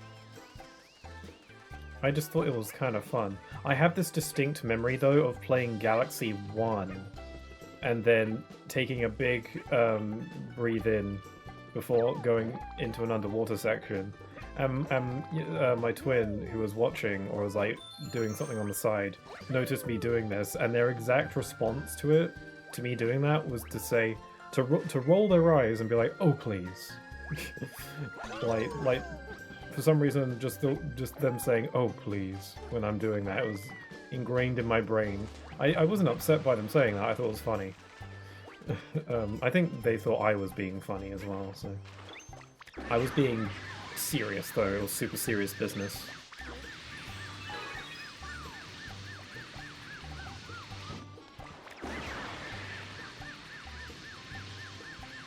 Okay, I just gotta roll this thing using the power of physics.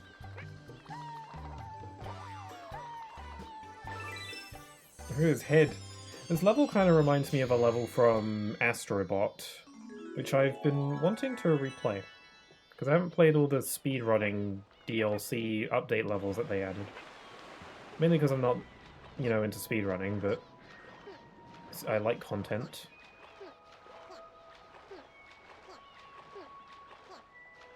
Hello, little pink Pianta. You can eat pretty much anything you want here. Lots of tasty stuff.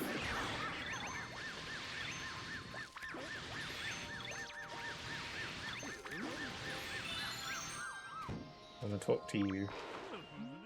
Whoa, that's gorgeous. Why don't you take the star with you? Okay. What's gorgeous? The star? Or me?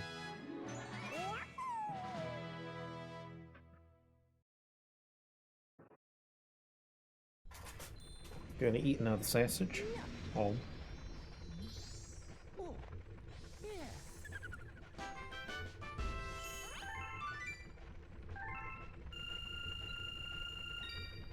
I'm gonna turn my fan down. It's getting really cold in here.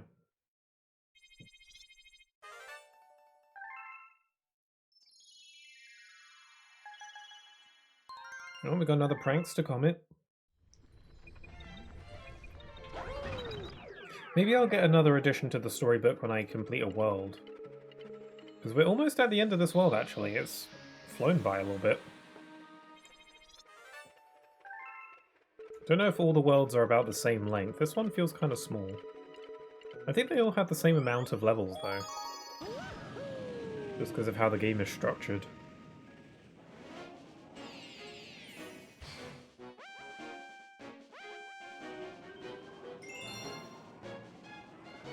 Oh, right, yeah, the Cosmic Clones. I was literally talking about this earlier.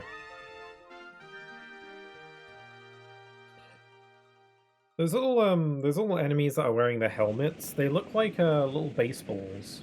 I don't know if that was the intent. Are they Goombas? They look kind of like Goombas, but they got, like, weird heartless eyes.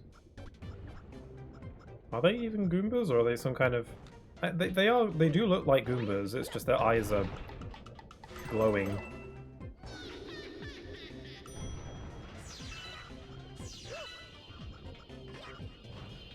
Okay, I think we just gotta lure the golden, whoops, thing back, but we can't stay in one spot for too long. Actually, you know what, I'm gonna... Ow. This is going really badly. I can't be dying.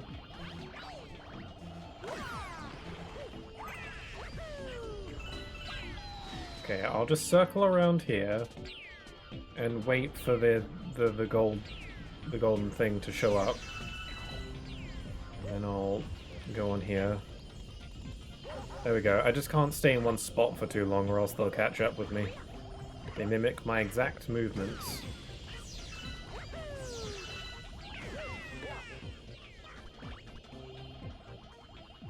Just keep moving.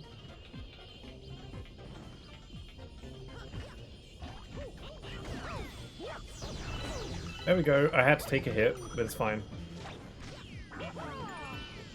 Ah, no! Why did I do that? I wanted to go for the enemy to get the coin to recover health, but, you know, if I just stayed put, then I would have been fine.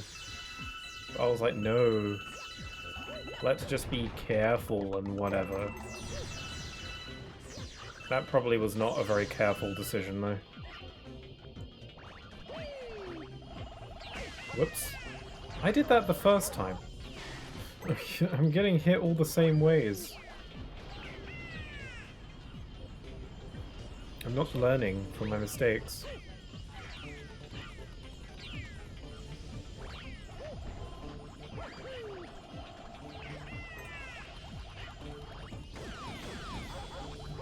Okay, this is good. This bit with the button is quite tricky. So I'm gonna really dawdle. And hop on the button. Press the button. Yep, we're doing good.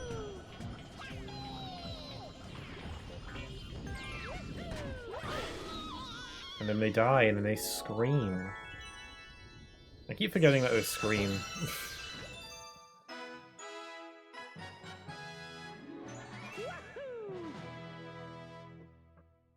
I've yet to get a point where the cosmic Rosalina has shown up. That might happen in a later level, but yeah, it's a feature that this game... A lot of Mario games have this kind of like, you know, are you struggling kind of feature where, you know, if you die too many times at a level, they'll have like a power-up or something that makes the game easier.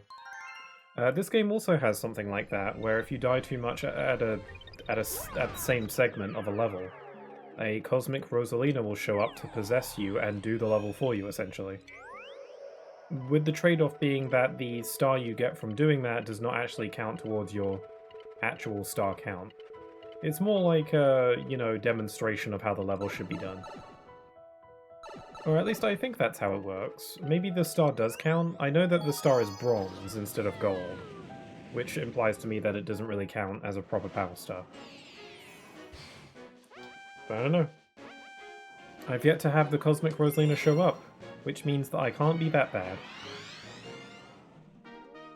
Okay, Mega Hammer's Daredevil Bash. Oh no, we gotta do this boss without taking a hit. I just realized what this means. This boss isn't that hard, really, but to not get hit, not once, is a bit tricky. Don't you know when to quit? I'm gonna kill you from the cockpit. Woo!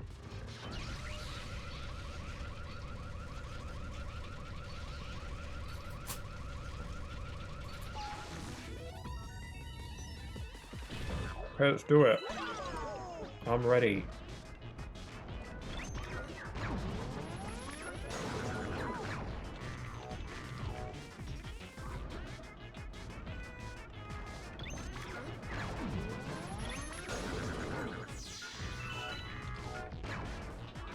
Oh, okay, I can go for the combo if I wait for a minute. What you doing?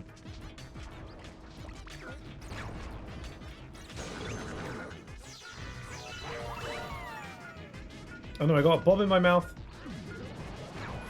It occurred to me that I could die if I don't release the bomb sooner. There we go, combo move. Now I just gotta hit its face. I like how you can do the fights quicker if you do it in a certain kind of way in a certain sequence. It's probably how the speedrunners do it, I imagine.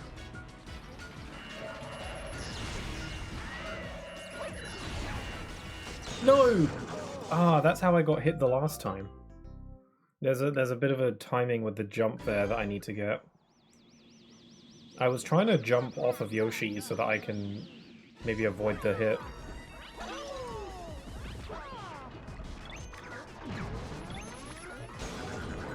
Okay, wait for him to do that, and then I'll hit him again.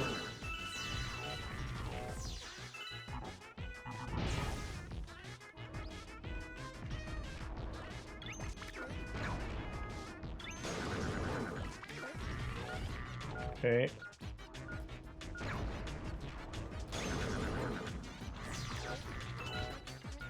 Nah, too late. Let me flip around.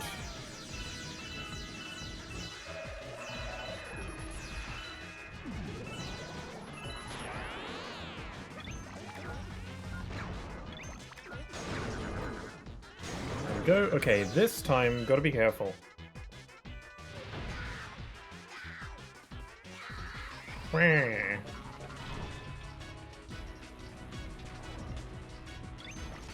I'm just gonna get rid of this one.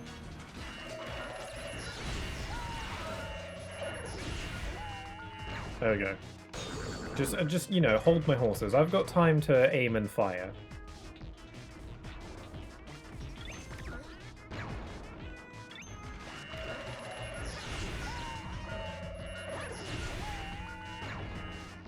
There it is. I think it's just 2 hits. There we are. Okay, you just gotta know. You just gotta know the pattern, know the secret, know the strat, and it's fine.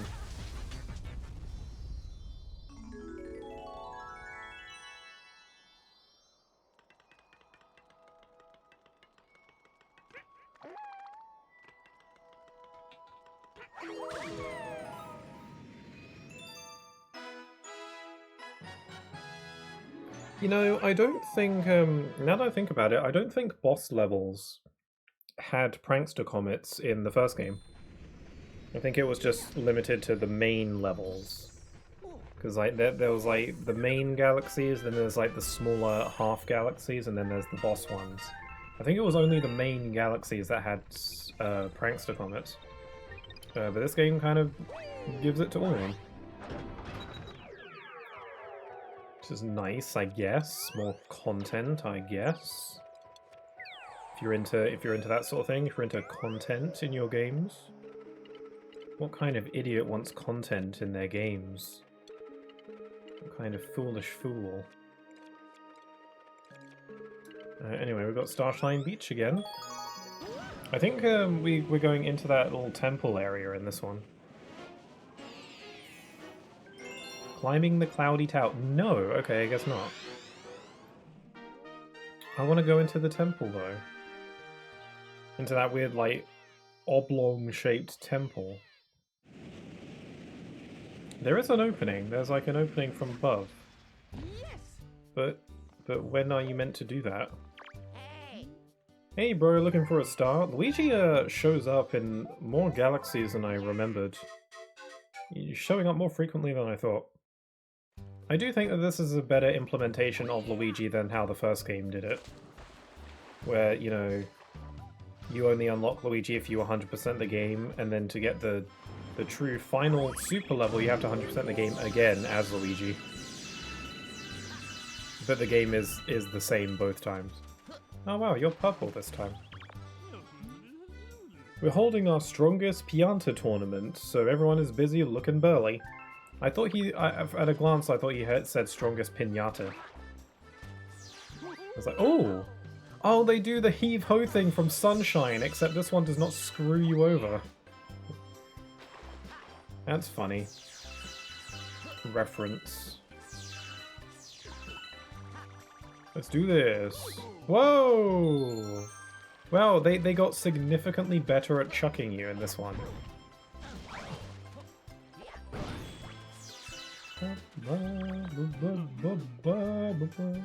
I opened up my own leaf raft shop.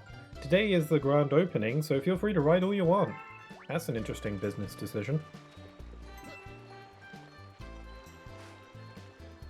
Bum, bum, bum, bum, bum. I think I can get to the top of this temple thing with a cloud power-up, which I assume there's one around here because of all the clouds.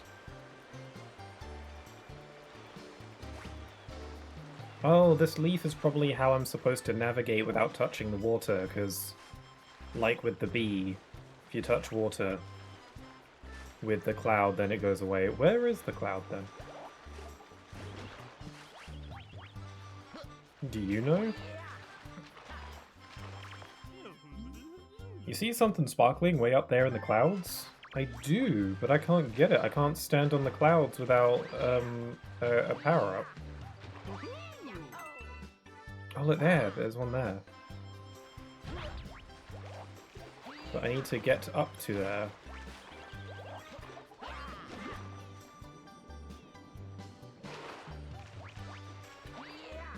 What are these guys chucking for?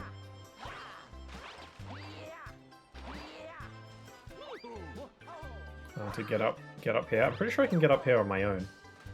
Forget I said anything. I like how they have the same voices from Sunshine as well. Like they're like blah blah blah blah blah blah noises. It's very similar. Man, where are they hiding the cloud flowers? There's one on top of the tower, but am I really getting stuck right now? In Mario Galaxy 2? Oh, there's something down here.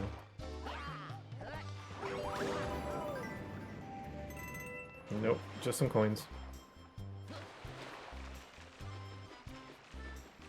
Do you have anything useful to share? That tower is finally finished, but I hear the entrance is at the bottom of the ocean of all places. Oh, I'm supposed to go in there to progress the level.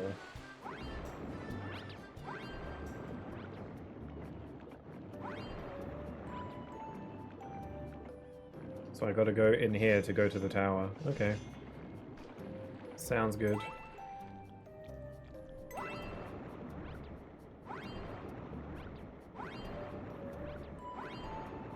Hold on, I want to see what's at the top of this before getting launched.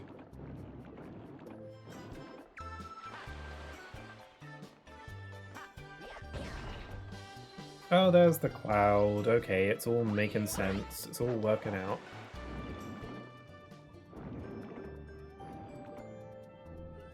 Oh, yeah, the music is so nice underwater. Okay, it led to the same place. Oh, no, wait, I could take the bubble! Oh, man, that looked fun. Screw it, I'm going back up there and I'm gonna do that. It looked like fun. I am wasting my time now, but I wanna do the bubble. I want to experience the game's content.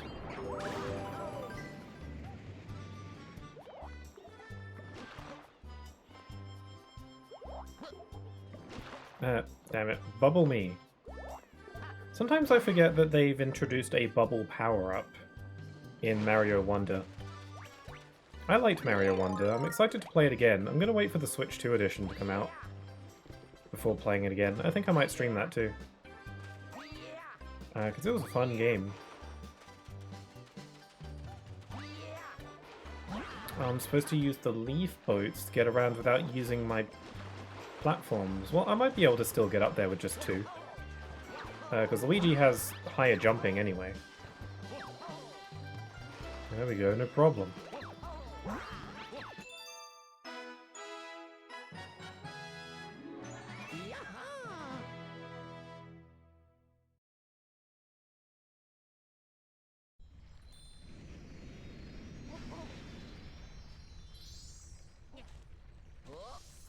We've got a new friend joining us. Oh, did Apianta join us on the ship? They're basically like abducting people. I mean, they're voluntarily joining us, but still. Got yourself a pretty cool cloud thingy there. Looks like some fun. Oh no, we just got a cloud now. It's very odd. This is like the only power-up aside from, I guess, Yoshi that you can use on the starship. I don't think it's even really useful for anything here. Just you can play around with it if you want.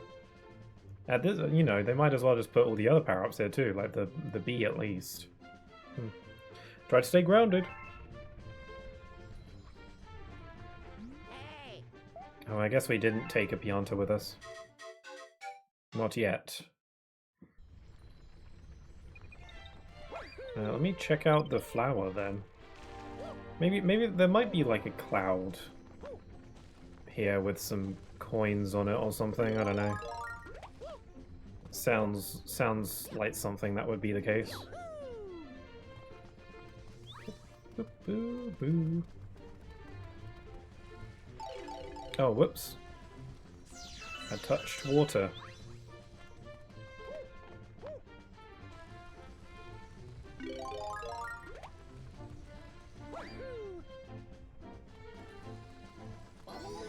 love the Starship Mario theme. Oh, there's a cloud. Gets some extra 1-ups from here, too. So how do I get to that cloud? I think I just jump and use my platforms. Yeah, okay, it zooms out for you, so...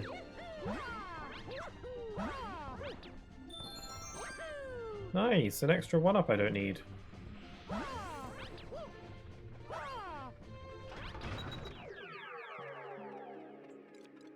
Was there any comets that showed up? I was not paying attention. Oh, there is a Boulder Bowl thing. Oh, I got a... I was about to say email. I got a letter. An old-fashioned letter.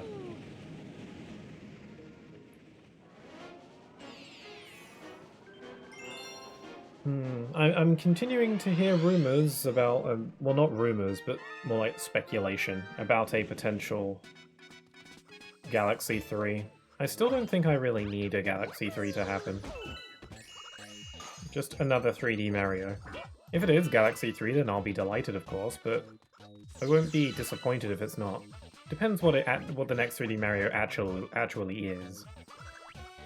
It could be Galaxy 3 if they want to maybe tie it in with the movie. I don't know if they want to go that far, though.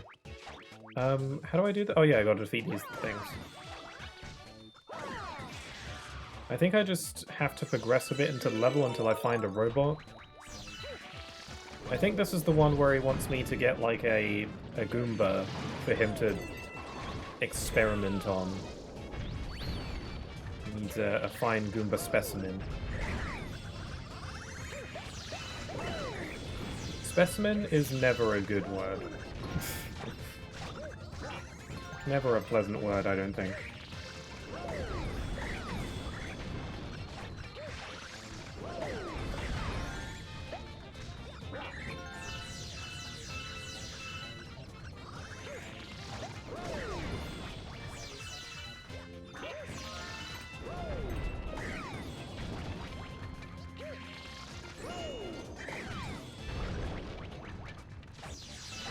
Whoopsie.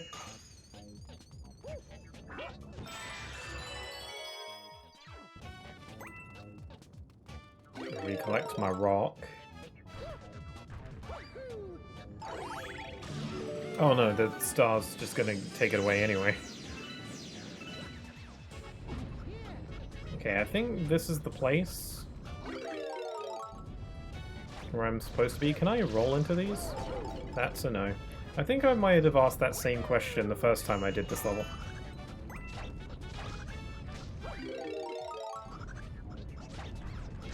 I can roll into these.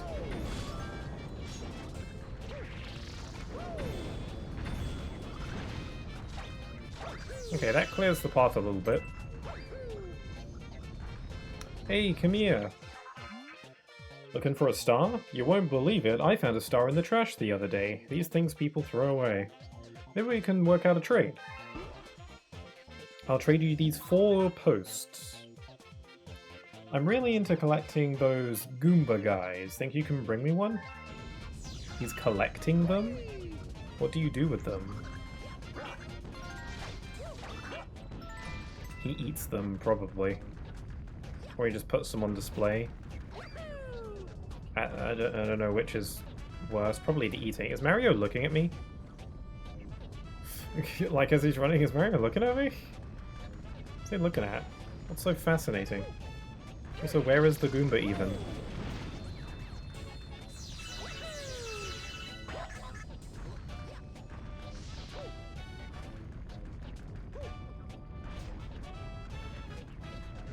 Ain't seen no Goomba. Oh, there it is.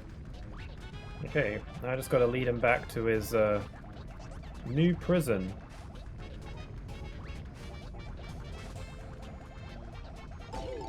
Ow. Hurry up!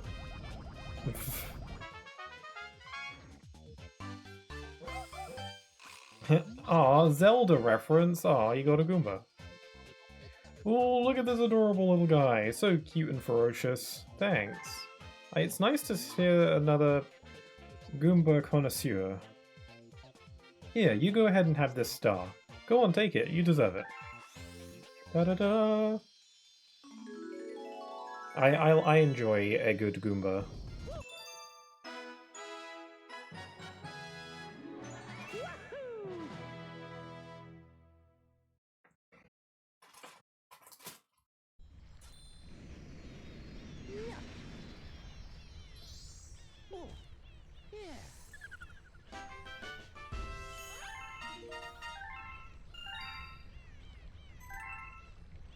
We're back here again.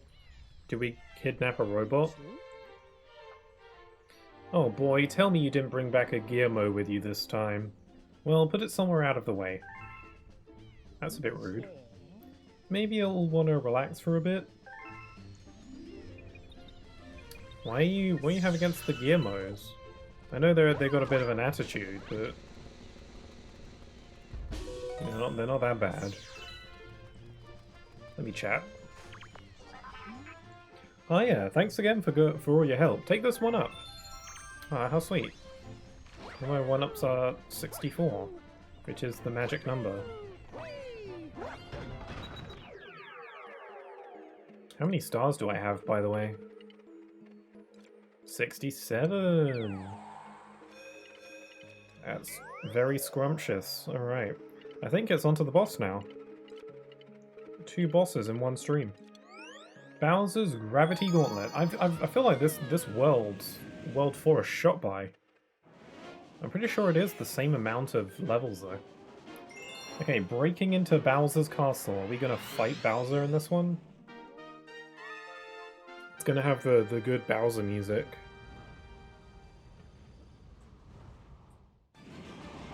Yeah, here it is.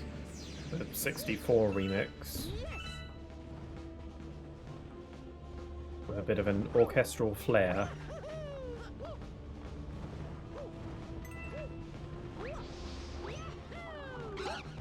I was playing Galaxy 1 last week, and I tweeted about it because I thought it was funny. And I did this thing where I did a triple jump up this slope that was going upwards due to, you know, gravity shenanigans. And it kind of slopes all the way around so that you're upside down. And as I was triple jumping off of this slope, I ended up getting pulled on, like getting caught by the gravitational pull of the bottom part of the slope that I started on, which caused me to fall into like a trap and die. And I thought that was funny, so I tweeted it. I've been trying to tweet more often. Not super successfully, I don't know. Or I've just been trying to utilize social media a bit more often. It's really difficult for me though. Aww, I lost my mushroom. It's very difficult for me. I don't know why. I never use social... I mean, I use Instagram all the time, but for like looking at other people's posts and reels and stuff, but I don't often post my own. I'm trying to get into the habit of it, but it's a bit tricky for me. Mainly because, you know, people on Twitter especially, like, they post their thoughts on things, you know, like games and stuff for people who are into that. And it's like, I don't know, I just don't find myself having much to say, or if I do, I don't care enough to, you know, go through the trouble of tweeting it. I'd rather just, you know, say it on a stream, or just think it to myself. I just sometimes can't be bothered to, like, write out what I'm thinking. Especially because there's, like, a character limit, and it's like, what's the point? There are some people who use Twitter, like, every day, constantly, and, like, they have it open on a separate tab, constantly. It's like, could not be me. It's like, I would never be able to use it that much. Like, I don't leave comments on other people's tweets unless it really, like, grabbed me or inspired me. Like, you know, when a particularly, like, corporate Twitter, like a game company like Sega or something, tweets something, like, I'm not gonna comment on that especially because no one's gonna see it. Just feels like no point. Sorry, I sneezed. I would usually warn when I'm about to sneeze, but that one really snuck up on me. Yeah, excuse me. Forgive me if I'm a little bit sniffy now. Whoops. I've come to realize lately that I think I sneeze more than the average person. Like, I sneeze a lot. Especially in the summer because of, like, hay fever and stuff, but, you know, it's not summer now, it's the winter. And I'm still sneezing a lot. Like, it's not like I'm sick or anything. It happens a lot, though, when I sneeze quite a bit, and then my parents are like, "Oh no, you got a cold," and I'm like, "No, I'm just sneezing." Like, I sneeze all the time. Doesn't mean I'm sick. Sometimes it does, obviously, but I don't really get sick very often, so...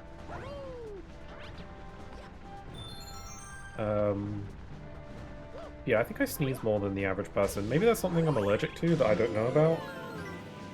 Because again, I get hay fever pretty bad, but maybe there's something else I'm allergic to that I'm unaware of. If I am allergic to something, it's not obvious.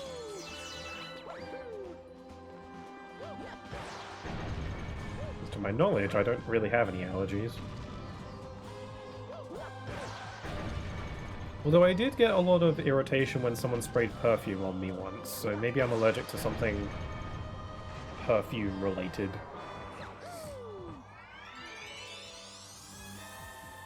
Oh no, it's time to fight Bowser. It's a big chair. I was like, what? No, don't sit on his throne, he'll sit on you. I was like, where the heck is he? Bowser just eats him. What? It's you? Well, I'd expect as much from my arch nemesis. Your time is up, Mario. And why were you so surprised? Now it's smooshin' time, and time for my huge fist to meet your puny face. Aw, little star. I like how they include the star in the cutscenes, it's really sweet. Okay, I think this is basically just more of the last Bowser fight. It's usually how 3D Mario games go, you've got to fight Bowser at least a couple times. Aside from Sunshine, where Bowser doesn't show up until the end. Oh, he is pretty big, isn't he? Maybe this is what inspired his final smash in Super Smash Bros. Because in that game, I don't know which game started it, I don't know if it was Ultimate or Wii U. Like, his final smash in Brawl was always Giga Bowser, but it was a transformation that you control. And that might have been the case in Wii U and 3DS as well. In Smash Ultimate, at the very least, they changed it so that he still transforms into Giga Bowser, but then he goes back into the background and does a giant punch. Maybe this is what inspired that. Except he's regular Bowser, but he's still pretty big. And, you know, Bowser can punch.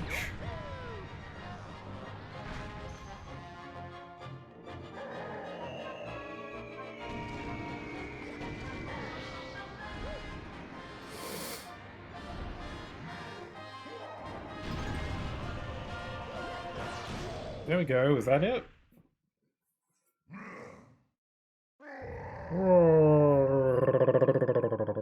Oh no, there's more, okay. I thought that was it. I was gonna do flames.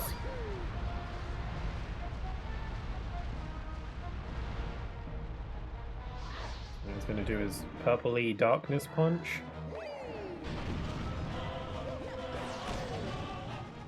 It's a shame you can only do one at a time. Once you hit him with one of the meteors, the others disappear. You can't combo him, essentially. Whoopsie. Ah, no! Oh wait, I got plenty of health. What am I worried about?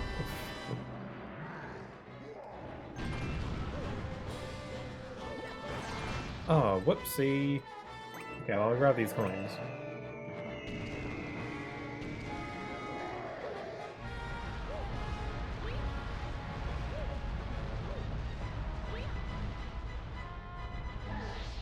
Do your little punch. This time aim it better. There we go.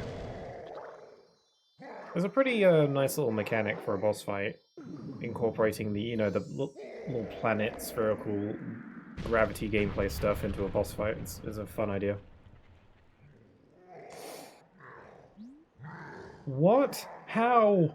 Whatever. My master plan is too far along, Mario. You can't stop me. He's gonna jump and do a little swoosh.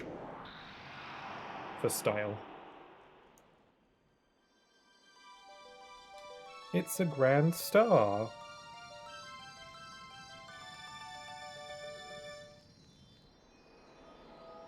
That's what I thought that they should do if Nintendo ever incorporated a achievement system. Because that's something I wanted them to do for the Switch too, but they didn't do it. Clearly they just don't want to do it, you know, it's not... They just really don't want to, but they don't have an achievement system like PlayStation has trophies and Xbox has achievements. I was hoping Nintendo would do their own version. And I thought that they could make it so that it's like bronze, silver, and gold power stars, and then the equivalent of a platinum can be the grand star. Like, that sounds fun, doesn't it? But no, we don't have that.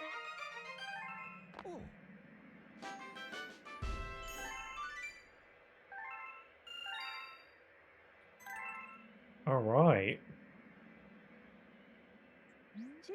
Great work there, pal. You did it. You found the 4th grand star.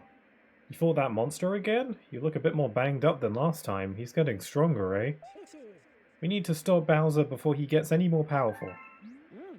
Alright then, let's hit it. On the double, Captain. Mother's so friendly.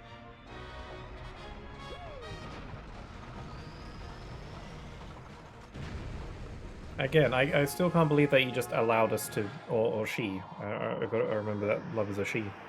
I keep forgetting that she just let us have her ship. Oh, look at all the wormholes. The little voids. This place, it looks like it might be pretty well protected. I bet you we're moving right in on the enemy's home base. What do you say we drop in unannounced? Maybe the baddies will have snacks for us when we show up. Alright, it's all you, Captain. Are we, like, in the final world? I thought there were 8, if this were Mario logic. No, this might be... Wait, 5, 6, 7, 8... Okay, there might be 7 worlds, and then the special world is the 8th world. Maybe. Okay, Space Storm Galaxy.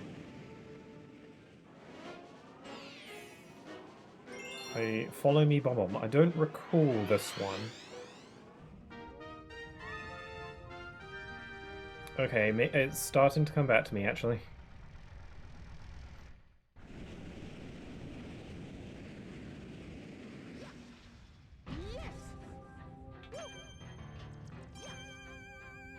I haven't seen these pole stars be used in a while.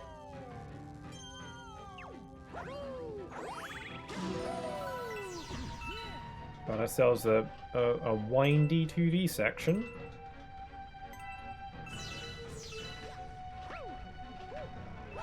Man, I really just want to triple jump into the unknown, but I'll probably die if I do that.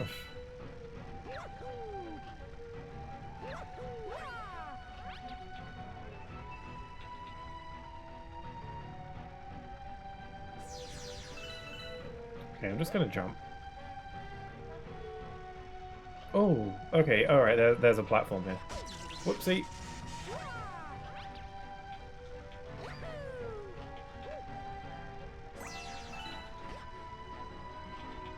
Oh, careful. Let's wait for this one to come back. Comet Medal! That was a bad idea. Oh, okay, I made it work, it's fine. It's been a bit too risky there. It's fine, it all worked out. What's this sign for? Oh, I just realized I don't care. Down here! Okay, we've got to... Oh, okay, this is what the bob-omb's for. Yeah, there we go. Ah, we gotta make him follow us through the glass. That's fun. It's like we're controlling the bob-omb a little bit.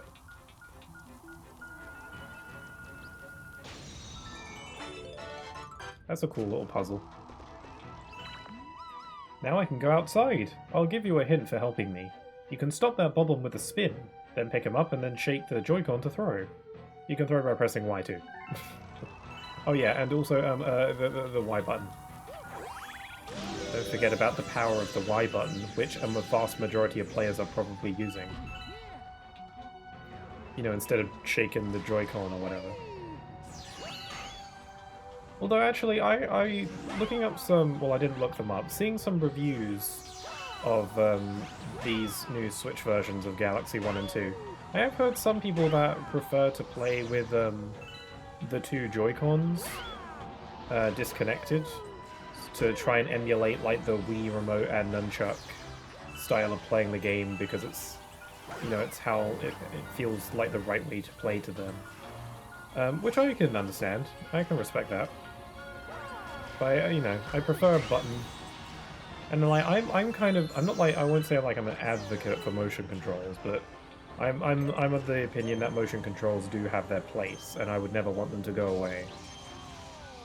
There are some certain gaming experiences that can only be achieved with motion in some way, shape, or form.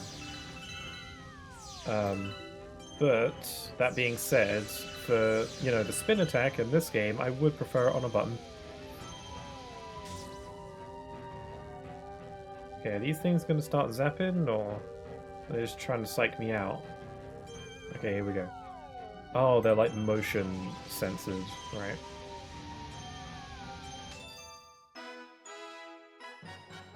That went well. And I got a star! I was really hoping that beating that boss level would unlock another story.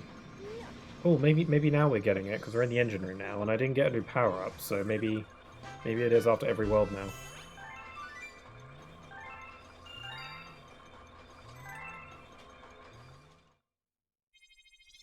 Ooh, they're zooming out for us. Oh, it's just everything is unlocked. So many choices. Still no Throwback Galaxy yet. Oh yeah, okay, the book. Looks like another chapter was added to the book. Mighty curious, if you ask me. You should give it a look. I think this this chair, obviously this chair with the book was not here in the original. I think it is just the same chair and book from Galaxy 1 that's in the library. They just plopped it here. It's not too out of place here, though. Okay, Chapter 2, Alone. Let me drink some water.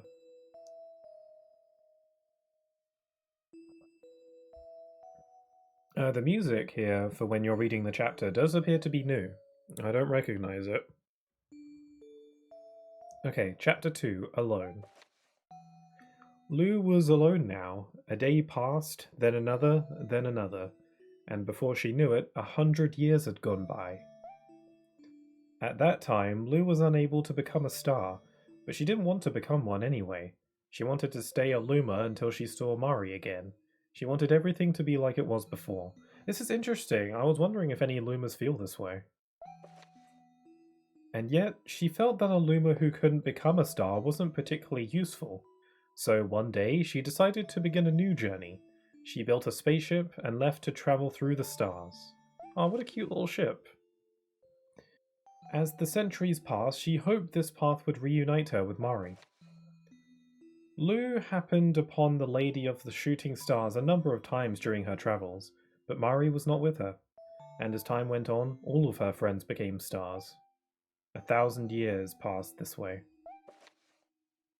Lou thought, Mari's probably forgotten about me by now. She probably is playing with some star bunnies on some far-off planet while I'm here missing her. And I bet I'll be missing her for 1,000 more years.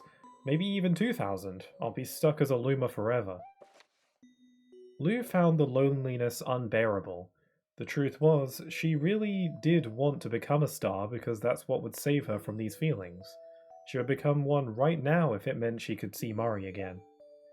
Lou strained, shook her body, and struggled to turn into a star, but she couldn't do it. Is Lou Lubba? I'm just realizing that because she started as blue, but then she's slowly becoming more purpley and round. Is Lou Lubba? Is this how it was confirmed that Lubba's actually female this whole time? And you know, Lou, It's just shorter for Lubba. I'm thinking Lewis Lubba, which would mean that Lubba has a twin, which is interesting. Wow, we're getting like the Lubba backstory. This is cool, because Lubba was never explained originally. Lubba was just another Luma that for some reason just looked different from all the others and was the captain of a ship. Maybe this explains why Lubba isn't with Rosalina and is rather, you know, out on her own.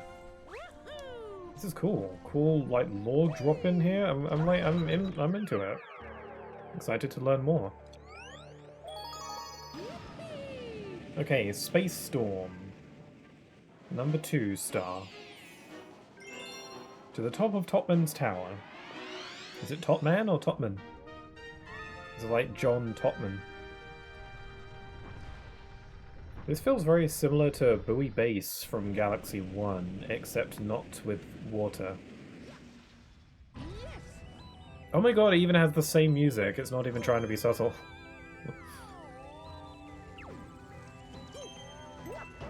It's a really good piece of music though, so I'm not complaining. It's one of my favourite tracks from Galaxy 1. Not as high up there as Good Egg Galaxy or Purple Coins, but it's pretty high up there. So this one has like Chaos Control with all the time stuff, and the music is all distorted. That's cool.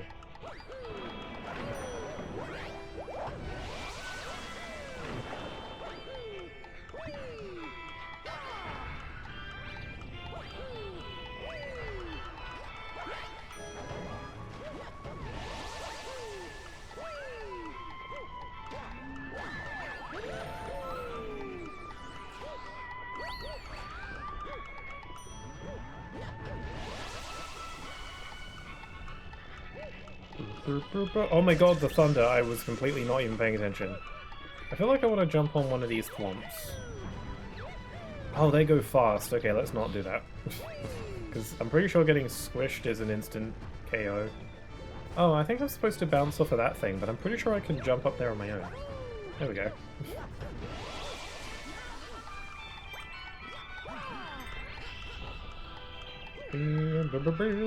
Whoops.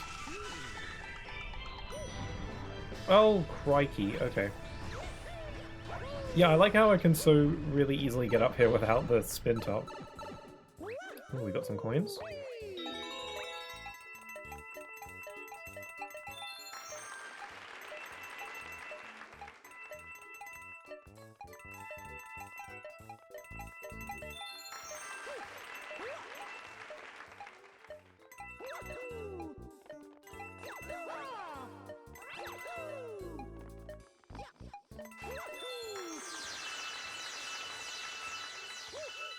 Nice, that was satisfying. Even though I don't really need the extra 1-ups that the star bits and the coins provide, they're just satisfying to collect, you know? At least for me, as someone who enjoys collectibles generally.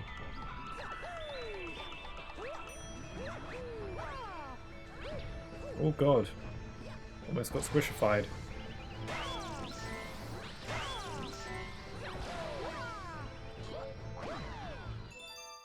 I like how it was raining. I thought maybe water was just leaking out of somewhere, but I didn't realize it was raining. It's cool. Don't really get a lot of rain in this game now that I think about it. I guess because you're in space a lot. And 70 stars. Did I get the comet coin from that level? Well, I think I can check the signboard.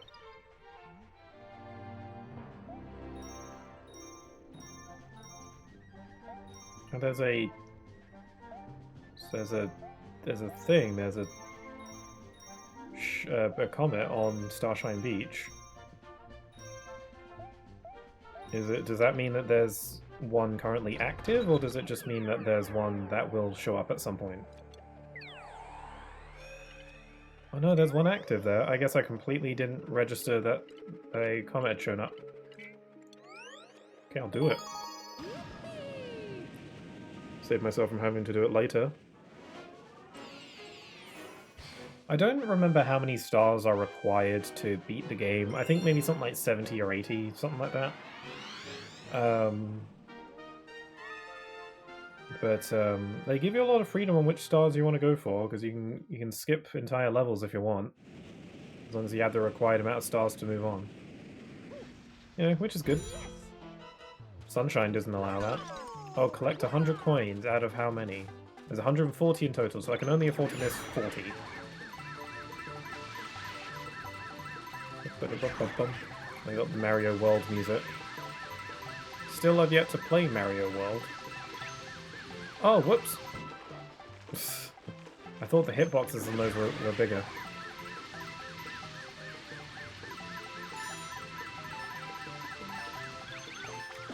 Not in time.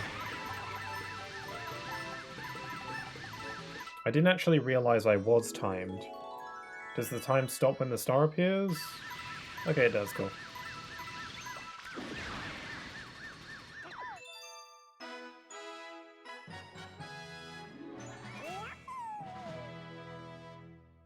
Hooray! That was pretty simple. I made a little mistake there and I still managed to get it. I only had like 2 seconds remaining though.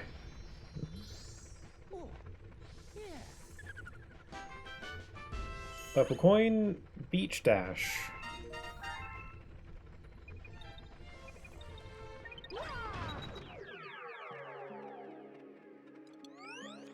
Nope.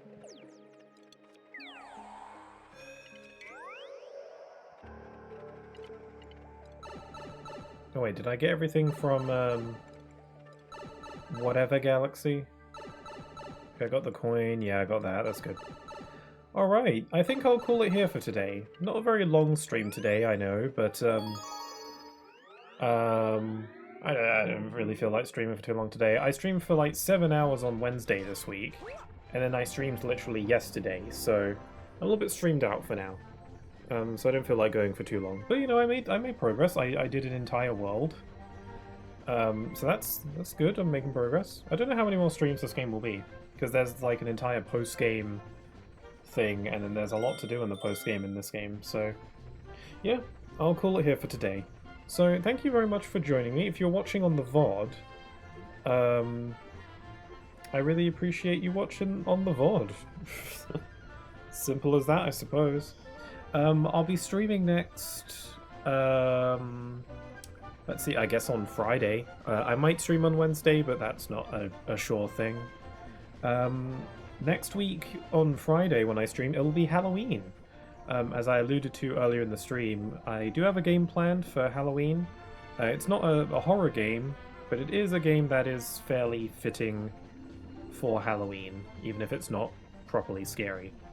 And you know, because I just finished playing Resident Evil 7, I think it's nice to unwind and play a game that is Halloween themed, but not actual scary. I played my horror game for the year, so I'm set. And then I'll probably continue more of this on Sunday, so join me for that if you'd like. And with all that being said, I hope you all have a wonderful rest of your day, stay safe, and I hope to see you all again very soon. Take care. Bye-bye.